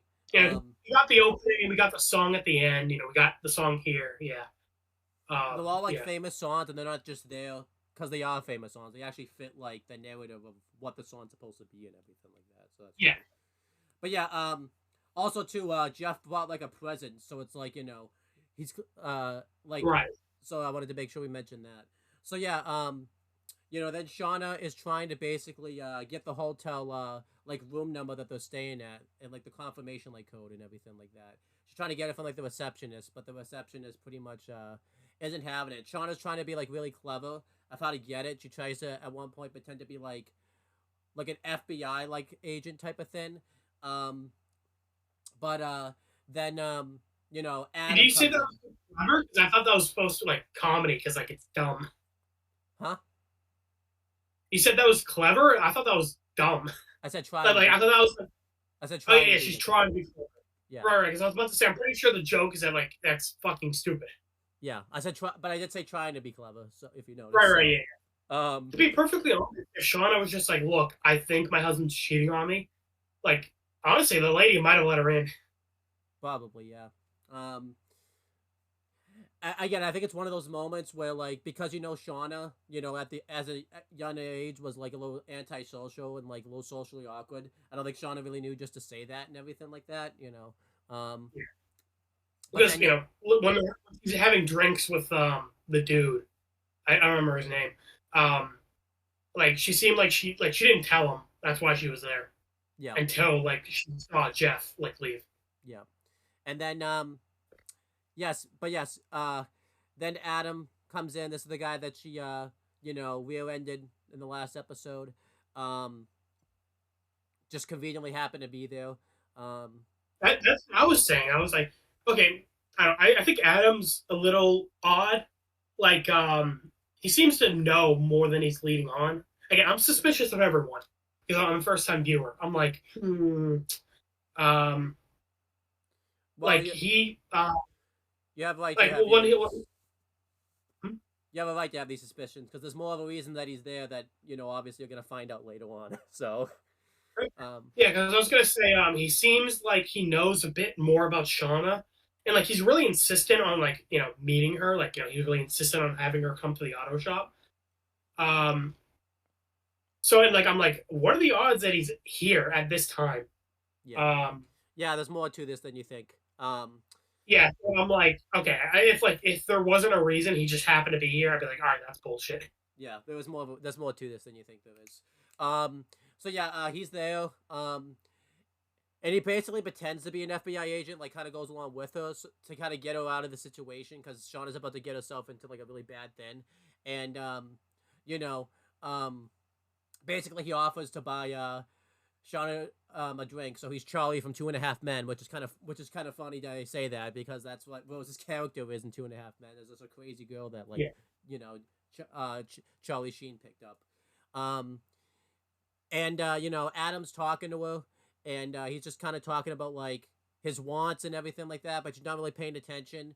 I think what she did was she kind of used this as like an excuse, so that way she could kind of because where she was sitting, she could like see the lobby, so she was kind of using this as an excuse, so she could like see Jeff like leave. So she's kind of looking for like Jeff at the same time, and then I think Adam eventually. Well, Shauna first asked like why Adam's actually like there, and we find out like Adam like works in the area, and he just happens to be getting a drink. Again, what a coincidence! He happened to be getting a drink at the very time she just happened to be there. But again, there's more to this than we think there is. Okay, yeah, take your word for it. Because again, I was like about to call that out. Like that's fucking coincidence and a half. Yeah, that's like Ben 10, like all the aliens showing up when they're there type of thing. Like, I know, right? Yeah. so then Adam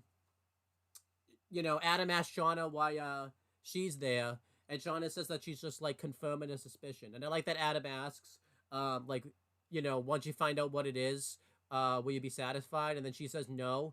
And like maybe like a few seconds later, she sees Jeff walking with a woman. So this basically like confirms Shauna's suspicions and like the fan suspicion that Jeff actually like is cheating on her and everything like that.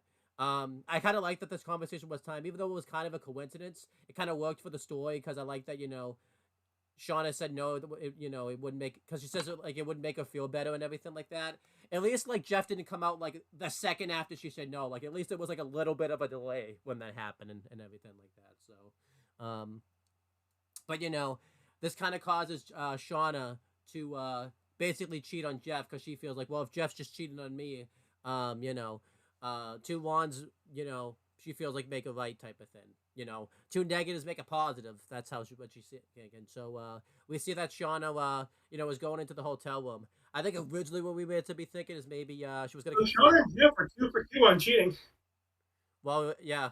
It's kind of cool to think this too, because that's how they even got together to begin with. It's because they would, right? Because Jeff was cheating on Shauna with Jackie and everything like. Well, no, other way around. Jeff was cheating. Yeah. I mean, the show would be different if it was that way. So, right. But yeah, and Shauna and Adam go in there. It's pretty much implied that that they're gonna have sex and everything like that, but they never actually like show it because TV can't show that type of stuff. Plus, it's also be a rated channel if they showed that. I don't know. They could show. I guess you could show them. You could show them eating people though, but you can't show. Yeah, that is a bit of a double standard I noticed with TV shows. But whatever, it's I'm not gonna tell them what to do. Overall, the show. War video the other day, and it was funny. You can show a guy getting his head bashed in over and over, but you can't show the boobies in the game. Yeah. Well, didn't in Avatar? I mean, you've talked about this. Even though it's a kid show, you saw like Aang like fully like cut off like an animal's like head, pretty much. Like right, pretty much. Yeah, I'm gonna let my dog out. Keep talking. overall, I liked the plot for the most part, like with Shauna in the presence. Um, Obviously, it wasn't as interesting as everything that happens with like Thaisa and Natalie and Misty, um, in the episode. But for the most part, you know, that's always the case. But it was still good enough, I feels like too they kind of wanted to give Thaisa in the present more screen time because obviously she hasn't really had a lot of screen time yet. It's been kind of like very she got a decent amount last episode, but we needed like a big Thaisa like episode present day. I think it was more so episode one, with her breaking that girl's leg. Yeah, so no, I'm talking about present day Thaisa where we got like a bit where we haven't had like a big Oh episode yeah. I'm just saying before. Tyson. Yeah, Yeah. this is the most we've seen of present day Tyson. Um, yeah, so this is focusing more on her political campaign for senator, where it's kind of her dealing with the morality of it. Her Yeah. because her competitor has released a new commercial, kind of like mocking her and like saying, like this isn't the like it's an attack campaign basically. Like it shows her like like in a disgusting image of her like eating like ribs, and like saying like this isn't the kind of person who like you should have like she's a hypocrite and she's like like this that and the other thing, um, like attacking her personally basically, um, and Thaisa is like wanting to kind of make a comeback. Like she finds out like his daughter has a drug addiction from like one of her people. That's a big scene actually because Yeah. the person that she finds that out from was the journalist that was like interrogating like Shauna in the first episode and And everything. is like making the rounds. Yeah. So yeah, we find out that this person was hired by Thaisa, which is funny because Shauna came to Thaisa about the journalist, and it turns out Thaisa is the one who hired her to like kind of like make the rounds on all the survivors and Yeah, like offer them book deals and like a ton of money. Thais is presumably doing this to see like who would like spill the beans yeah. because Um, Thais is worried about the political campaign, like anything about the plane crash, like coming out during this time. so I talked about this with you off camera. I think what's funny about this was like a big scene in the show and everything like that. And I watched the first two episodes of the show, but then I didn't watch it for a week because I got SpongeBob Cosmic Shake like around the same time, and all of my week after that, like I think for 2 weeks, I spent playing that game, trying to beat it and everything like that. I didn't beat it in the 2 weeks because I suck at the game apparently. When I watched the episode again, this was meant to be like a big reveal, but I forgot who this person even like was because he doesn't show up in the second episode. And then I'm like, oh, Yeah, okay. So you know, the scene was meant to be a bigger deal than what I thought it was meant to be. So it's just funny to think like if I was putting like a plot in a show, if it'd be funny to think like if there's someone that I like saw, um, if I'm supposed to like realize it was associated with someone, I'd probably forget who they even like were because I'd be like, oh, I've been playing SpongeBob for yeah, 2 weeks. I don't remember who you are. Like, who are you again? Like, that's just hilarious to think about. Like, um, yeah. so Um, and Thais' wife has been like like she's been is like because Thais is kind of like getting into a more morally gray like or I mean morally shitty in general.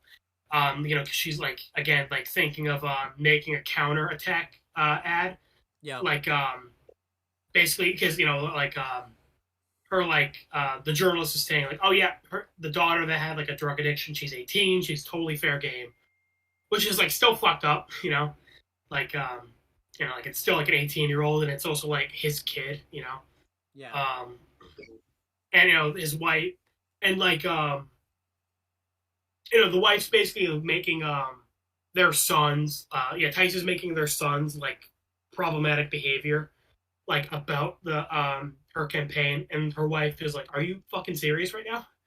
yeah. Because you Like forgot like to you focus on forgot. her son, don't be this twisting this into a yeah I know because the fight at the playground, yeah.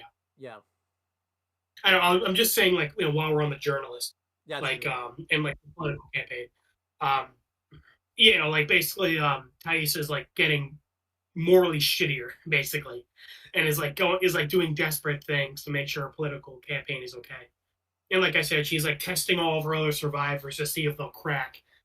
And she doesn't get Natalie out of jail later on because she's worried about her, public image. Yeah. And like I said, she's like kind of twisting her son's like needs towards her political campaign, and her wife is basically calling her out on her shit, being like, "Hey, fucking like stop." Yeah, which I liked, because this becomes like a big plot point, so it's kind of cool that it was kind of Right. And we saw a bit of that last episode where Taissa was late for family dinner, yeah, and her wife was like mad but like understanding. So in this episode, she's like understanding, but like is like calling her out on her shit. So there's definitely like a wedge driving between them because Tice is focusing more on her political campaign. yeah. Because I think as we see later on, the fight at the playground like basically kind of happened because Taissa kind of because Taissa.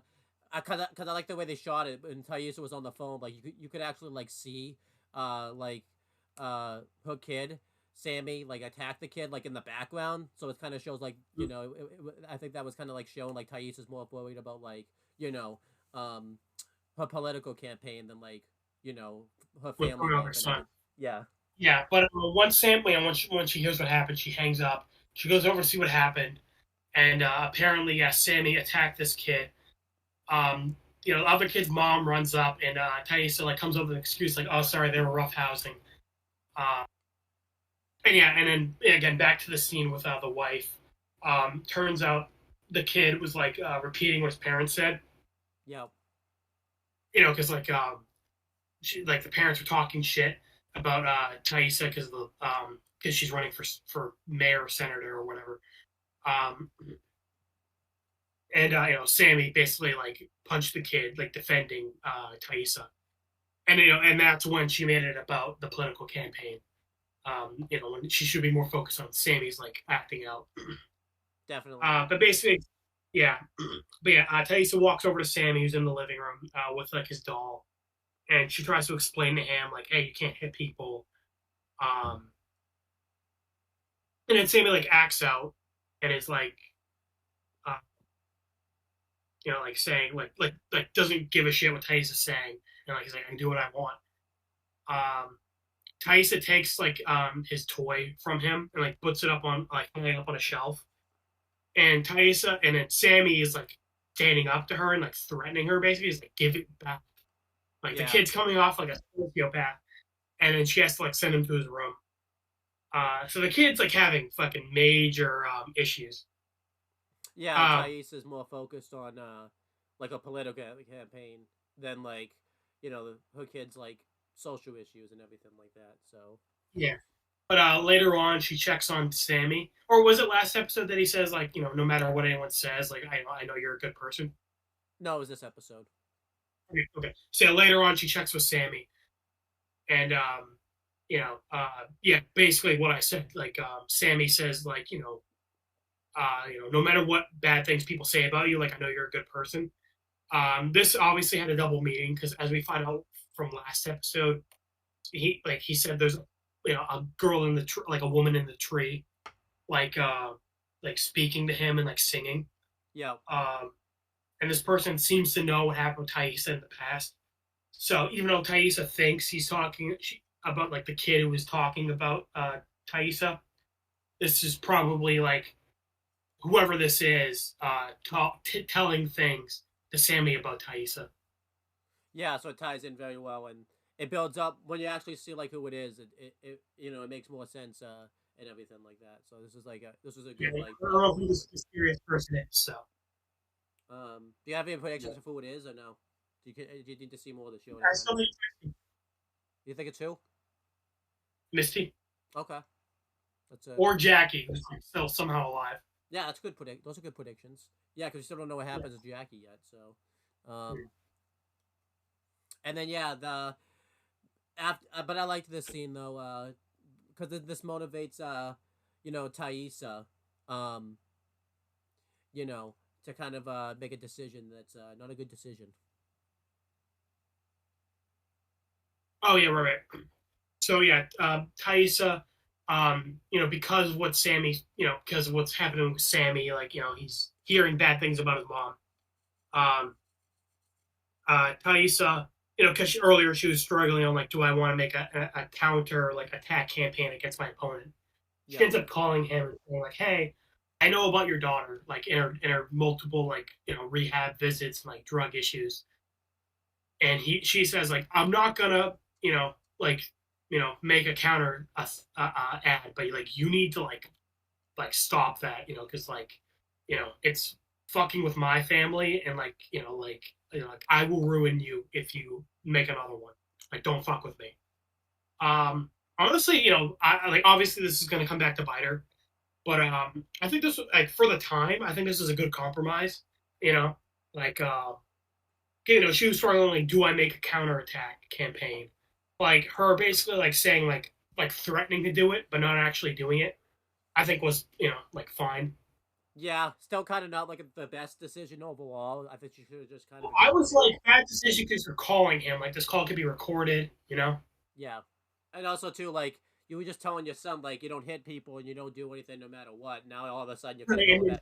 she's threatening to like ruin his family and like again like he was like yeah he was like dragging Sammy and her wife into it by like rubbing her like running her name through the mud, but he wasn't like attacking her family directly. Yeah, In this case, Tice is threatening to like directly attack his daughter, who has like nothing to do with this. yeah, absolutely.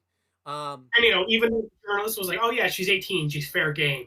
Like 18 still like barely an adult, You don't even like she's fair game on like on technicality. like she could still be in like high school and all that type of stuff. Right. Like, she probably Yeah. is still in high school. Um, Mm-hmm. but yeah, like this was you know, the way I saw this was like I thought Thaisa was kind of coming off a little bit hypocritical just because like she wanted to do like this political campaign like fair game like focus on the issues. Yeah. And then she kind of went back on her word even though she didn't actually do the thing but basically threatening to do it kind of like still kind of makes it. And also, too, she's kind of like I just said, she kind of going back on her word. Like she's basically saying like, you don't hit or threaten people no matter what. She just said this to her son, and now she's kind of like going back on her word now a little bit. Like, Yeah. you know, But the episode ends with late at night, to parallel what happened in the past and like with a grandmother. She hears like a crash at the bottom of the downstairs. She goes to investigate, and she sees Sammy's doll like on the ground, broken, and with like missing eyes. yeah, So presumably someone broke into their house and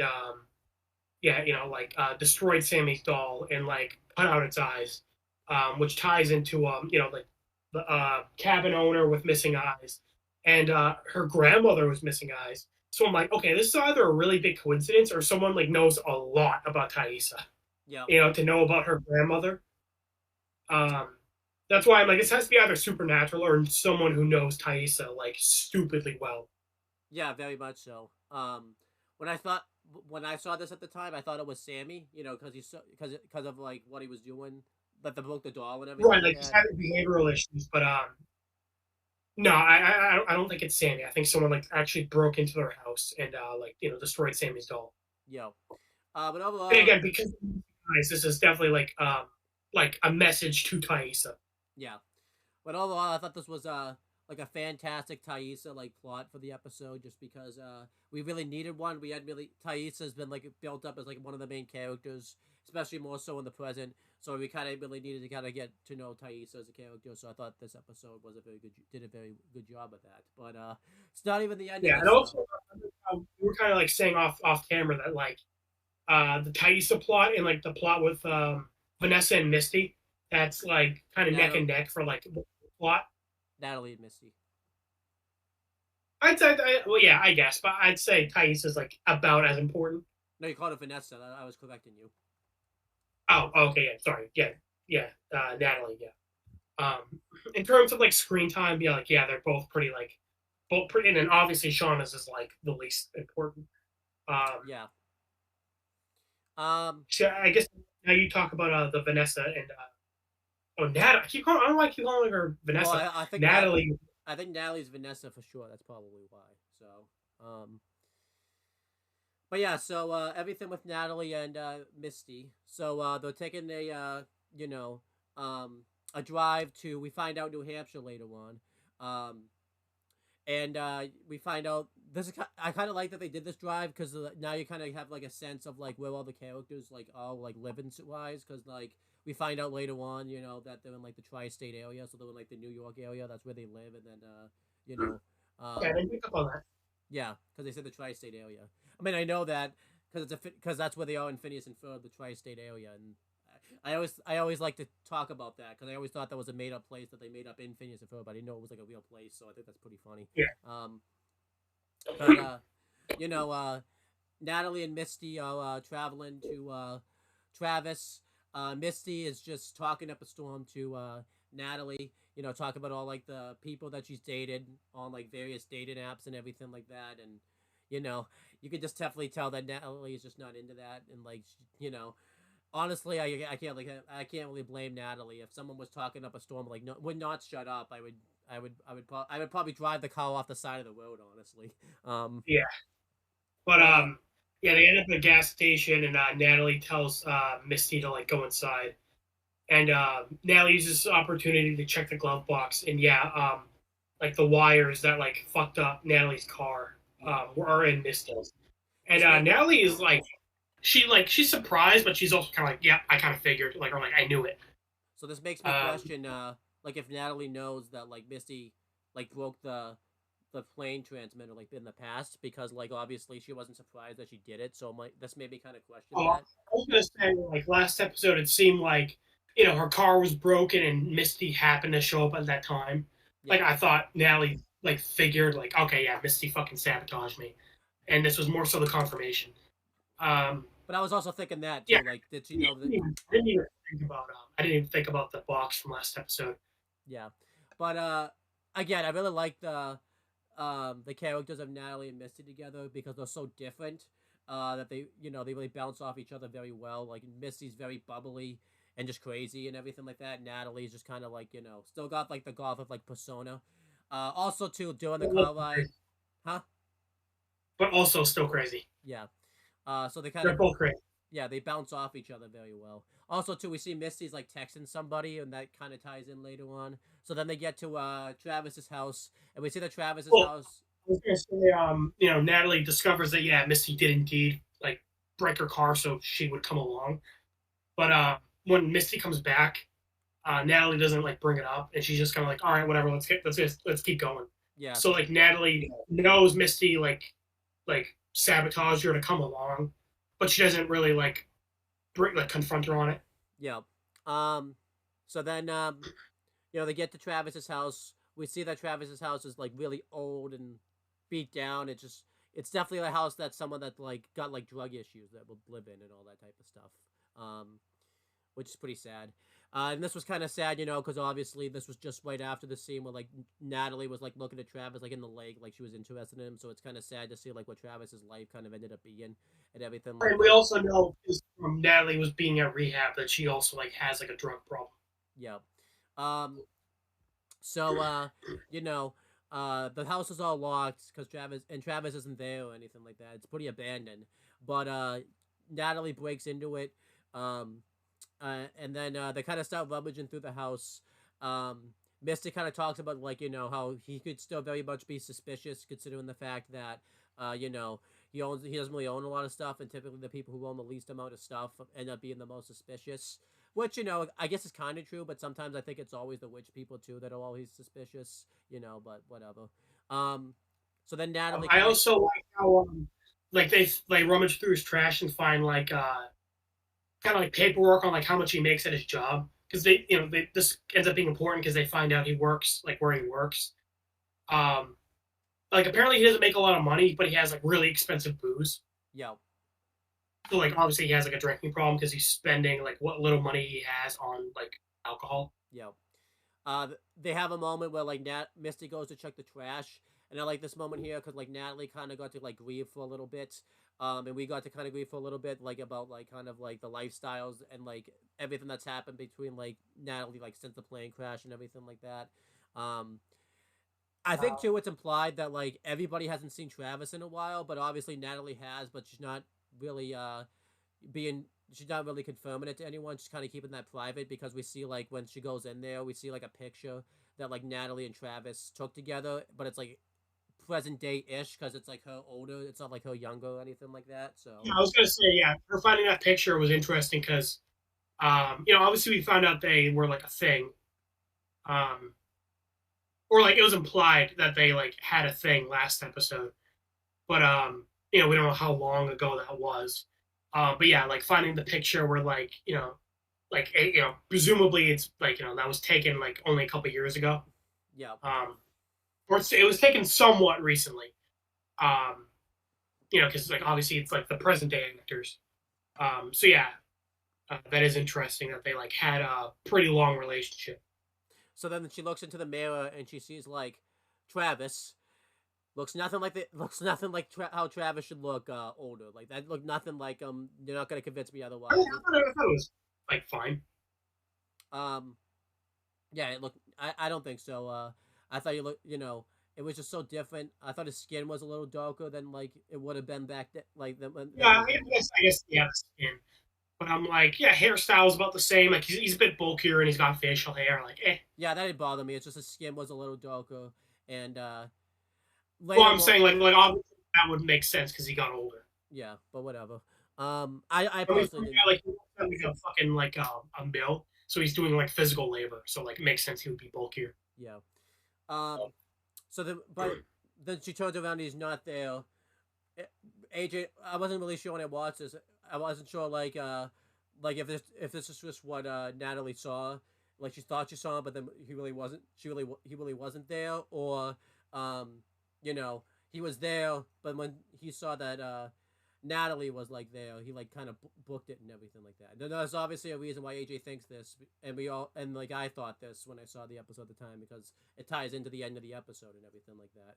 Yeah, because like Natalie turns around, he's gone, and like we think like, oh, he wasn't really there. So and I asked Owen like, was she actually just seeing things, or like was that actually him and he booked it?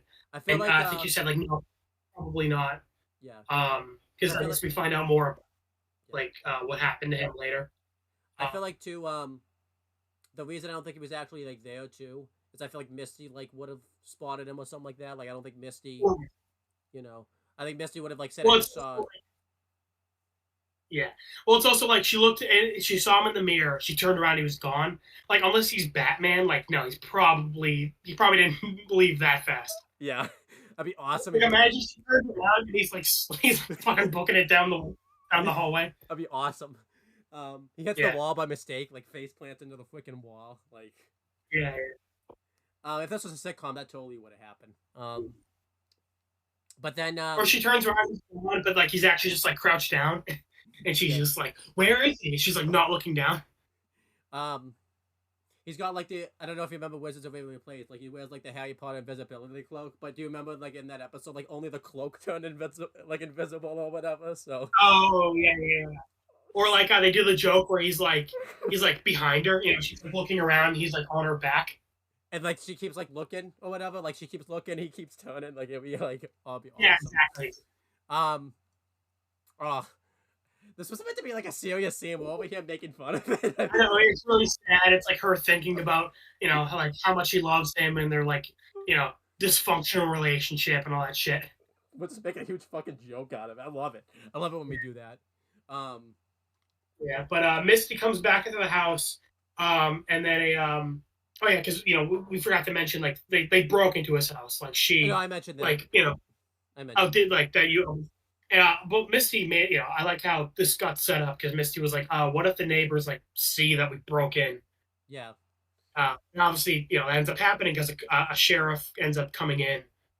And you can definitely tell this was like kind of like a country town, because it's like a sheriff and like very like this isn't like the tri-state area like you said, kind of like a more of a redneck town. It's very interesting because obviously I've been to New Hampshire before many times. I've never seen like This is in New Hampshire. This was like down south. No, it's in New Hampshire. They said, and I've never seen like a sheriff. Maybe it's like in New Hampshire or anything like that. And I don't know. But then anyhow, so then they're at the police station. And this is when Natalie kind of finally calls out Misty for sabotaging her pretty much, so that way she could go on the trip. And Misty doesn't deny it, and she basically says that the only reason she did it was just so she could go on the trip, which is like, yeah, that makes sense for Misty. That makes sense. Yep. Because that does make sense too. Because I don't think Natalie would have just let Misty like tag along or anything like that. So it kind of makes sense that Misty would have had to sabotage it. Because, Natalie, I don't really think considers Misty like a friend. I feel like Misty definitely thinks Natalie's more a friend than the other way around. So, Yeah, but they're both like in a cell, and they both get one phone call. So Natalie gets hers, she and calls bad Thaisa. for Natalie. Yeah, Yeah, she calls Thaisa. and she pretty much tries to convince Thaisa to bail her out of jail. And we actually found a lot here. We find out that it was Thaisa that paid for Natalie to be in rehab because we didn't know that before. Um, and this kind of ties in very nicely because if she had like revealed, say Natalie went ahead, no, so I said because we didn't really know that. Say Thaisa went ahead and like revealed this that like the person she's going against politically, like the daughter was like a drug addict. Then she could use in her campaign. I paid for one of my best friends to like go to rehab, so that would have like that kind of fit very nicely into like that narrative also. Well, it's just the rehab thing. I think she says like, what if I use my influence to like get you out of jail? Like that's that would look bad.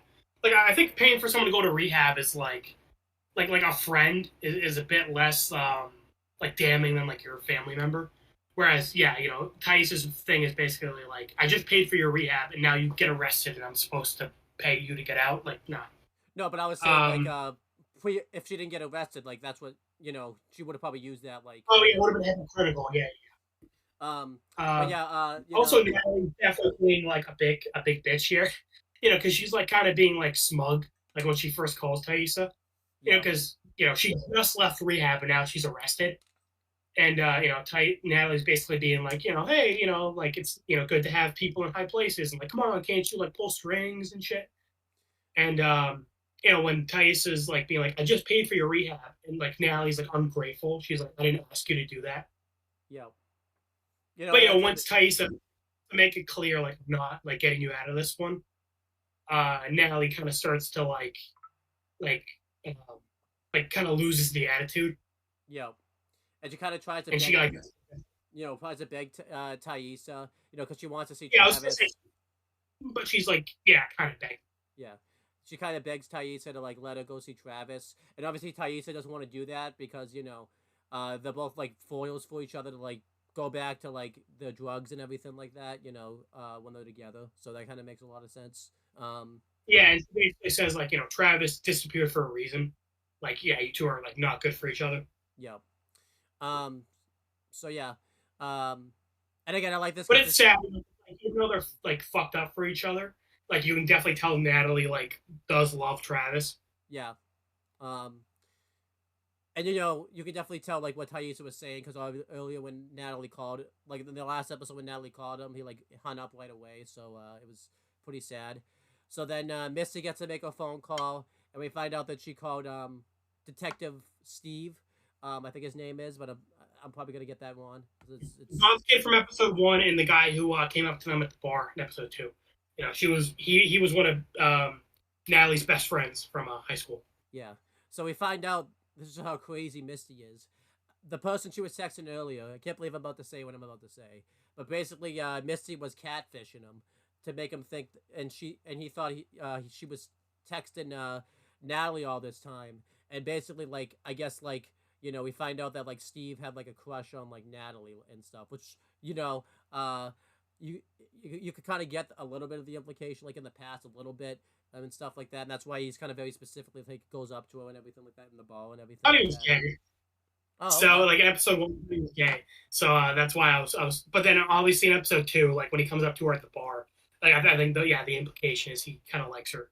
Yeah, but I just think it's kind of like, yeah, Misty's basically catfishing him, which was like I think hilarious. So like I was kind of like wondering to myself, so what happened with like, did she like pretend to be Natalie, like answering the phone, like, or did she just come clean? Like I don't know how that happened, but eventually they were able to bail him out and everything like that. So I that's mean, I guess the idea is like because Misty's with Natalie, he like called her being like, hey, me and Natalie are in jail, like bust us out, yeah, um, or like because like bail us. because Misty has his business card, so it's not like she just randomly has his phone number or anything like that. Yeah. Again, it'd be a very much Misty thing to do. This is interesting. I'm gonna make a prediction that because we end up finding out Travis dies, that I think Natalie's gonna end up with Detective Steve, I guess his name is. Like, Yeah. when this ends, Yeah. like she'll kind of like, because like her life sucks right now. She's like in a downward spiral. And now Yeah. that Travis is gone, maybe like she'll kind of like improve on her life and end up with him. Especially too, because like he's a detective, so like he could help her Whereas with like everything. a more stable guy, like more like law abiding. Yeah. Um. But yeah, Natalie's kind of like, what the fuck when she finds out that like Misty's been like pretending to be her and everything like that. Um. And obviously too, like obviously Natalie's kind of still pissed at her because like she sabotaged her and everything like that. Um. And then I actually like the line that Misty says, like, "Well, I hope that we're not gonna have like an uncomfortable silence, like when we drive back, because I don't like uncomfortable silences. They make me uncomfortable." And I'm just like, Misty, that's the point of uncomfortable silences. They're not meant to be comfortable. I think also the joke is that she never shuts up. So Yeah, like there's never silence around Misty because she fucking keeps talking. yeah. Um, and I think that's always been that way, right? Because she was that way, I think, in the past too. So Well, yeah, because earlier with Ben, like he like doesn't want to talk to her, and she like keeps like hounding him basically. yeah. So then yeah, we find out they're not going to they're not gonna go back home though. They're gonna go back. They pretty much say they're gonna go to where Travis works. So they go to Travis's work. Um, and yeah, this is not good, but I want to talk about it. So we find out that basically when they get there, they do a really good shot. Like Misty and Natalie are very distraught. More so also that Natalie, because she had a relationship with Travis and everything like that. And we see that we don't actually see what happens to him, but we see that he's been like hung, but we don't really see like what he's hanging off of or anything like that. We just see he's been hung. So Yeah, we pretty much because he's been the implication is that he committed suicide. yeah. And Natalie's like obviously like depressed about this. She like falls to the ground and starts like sobbing and everything like that. And Misty's sobbing a little bit, but not as much, but obviously like feels bad for Natalie. And at this time, like the police start coming, and Misty's just like, "Okay, Natalie, we have to get out of here," because it doesn't look suspicious if they're there when they find his dead body, since they just broke into his house like earlier and Right. everything like that. So they kind of have to like Yeah. book it. Yeah. But in the car, um, Misty pulls out a note conveniently. That's why I'm like, I'll say it after. But Natalie pulls out a note from Travis saying Natalie was right. But Natalie doesn't know what exactly this note means. Like what was I right about? Yeah, Um, but she like and Natalie says like Travis didn't kill himself, like he was murdered. yeah, and she's like pretty confident about it. Like it's not like one of those things like wishful thinking type of thing. Like she's pretty confident. Like, and then we see like I think the fans are meant to believe because like the episode ends and we see like when he's hung, he's like hanging off like a crane. So it's like implied that like that someone obviously had to have like done this. Like he wouldn't himself be able to like obviously like do this and all that type of stuff. So, Yeah. and obviously this is like See, tragic. yeah, because last episode because they found his info. Like we found out, okay, Travis lived Yeah, past the plane crash, but now we just to find out that he ends up getting murdered. So and now the past scenes with so weird because we know he lives through the plane crash, but he ends up getting murdered down the line. yeah, that's what's so sad about it too. Like I was even thinking to myself, like, wow, okay, so like we know Travis lives, awesome. Like we get to actually like connect with him as a character. We're gonna like really feel for him and everything like that. We can like get to know him. But now it's like, oh, but now you die in the present, so it doesn't really matter. This is gonna. And it's also like apparently he had like drug and alcohol issues, and like he had a really toxic relationship with Natalie. Yeah, so then, So it's like, so everything that happens with Travis, you're gonna end up like feeling bad for him, like in the present and everything like that. Obviously, yeah, this episode isn't a good example. It's really weird. It kind of made. it's fate worse than death, I guess. Like he lives, but like he has a really fucking shitty life after just getting murdered. And what sucks too? Like I actually kind of, in a way, it was kind of a good thing. This was the episode where they actually chose to have him be like a douche in the past, because like you end up kind of feeling bad for him like later on and everything like that. Like it kind of made up sort of for him being a douche in a way, because like you ended up feeling bad for him and everything like that. So Yeah. um, this is I was gonna say that I'm really suspicious of Misty because again like when Natalie confronted her in episode 2, Misty's only defense for like because like we found out like they all got the postcard with the symbol on it. Yeah. And Natalie is like, like, how do I know you didn't just send it to yourself? And Misty's only defense is like, I could say the same thing for you. Yeah. And you know, Misty obviously like basically forces herself to come with Natalie.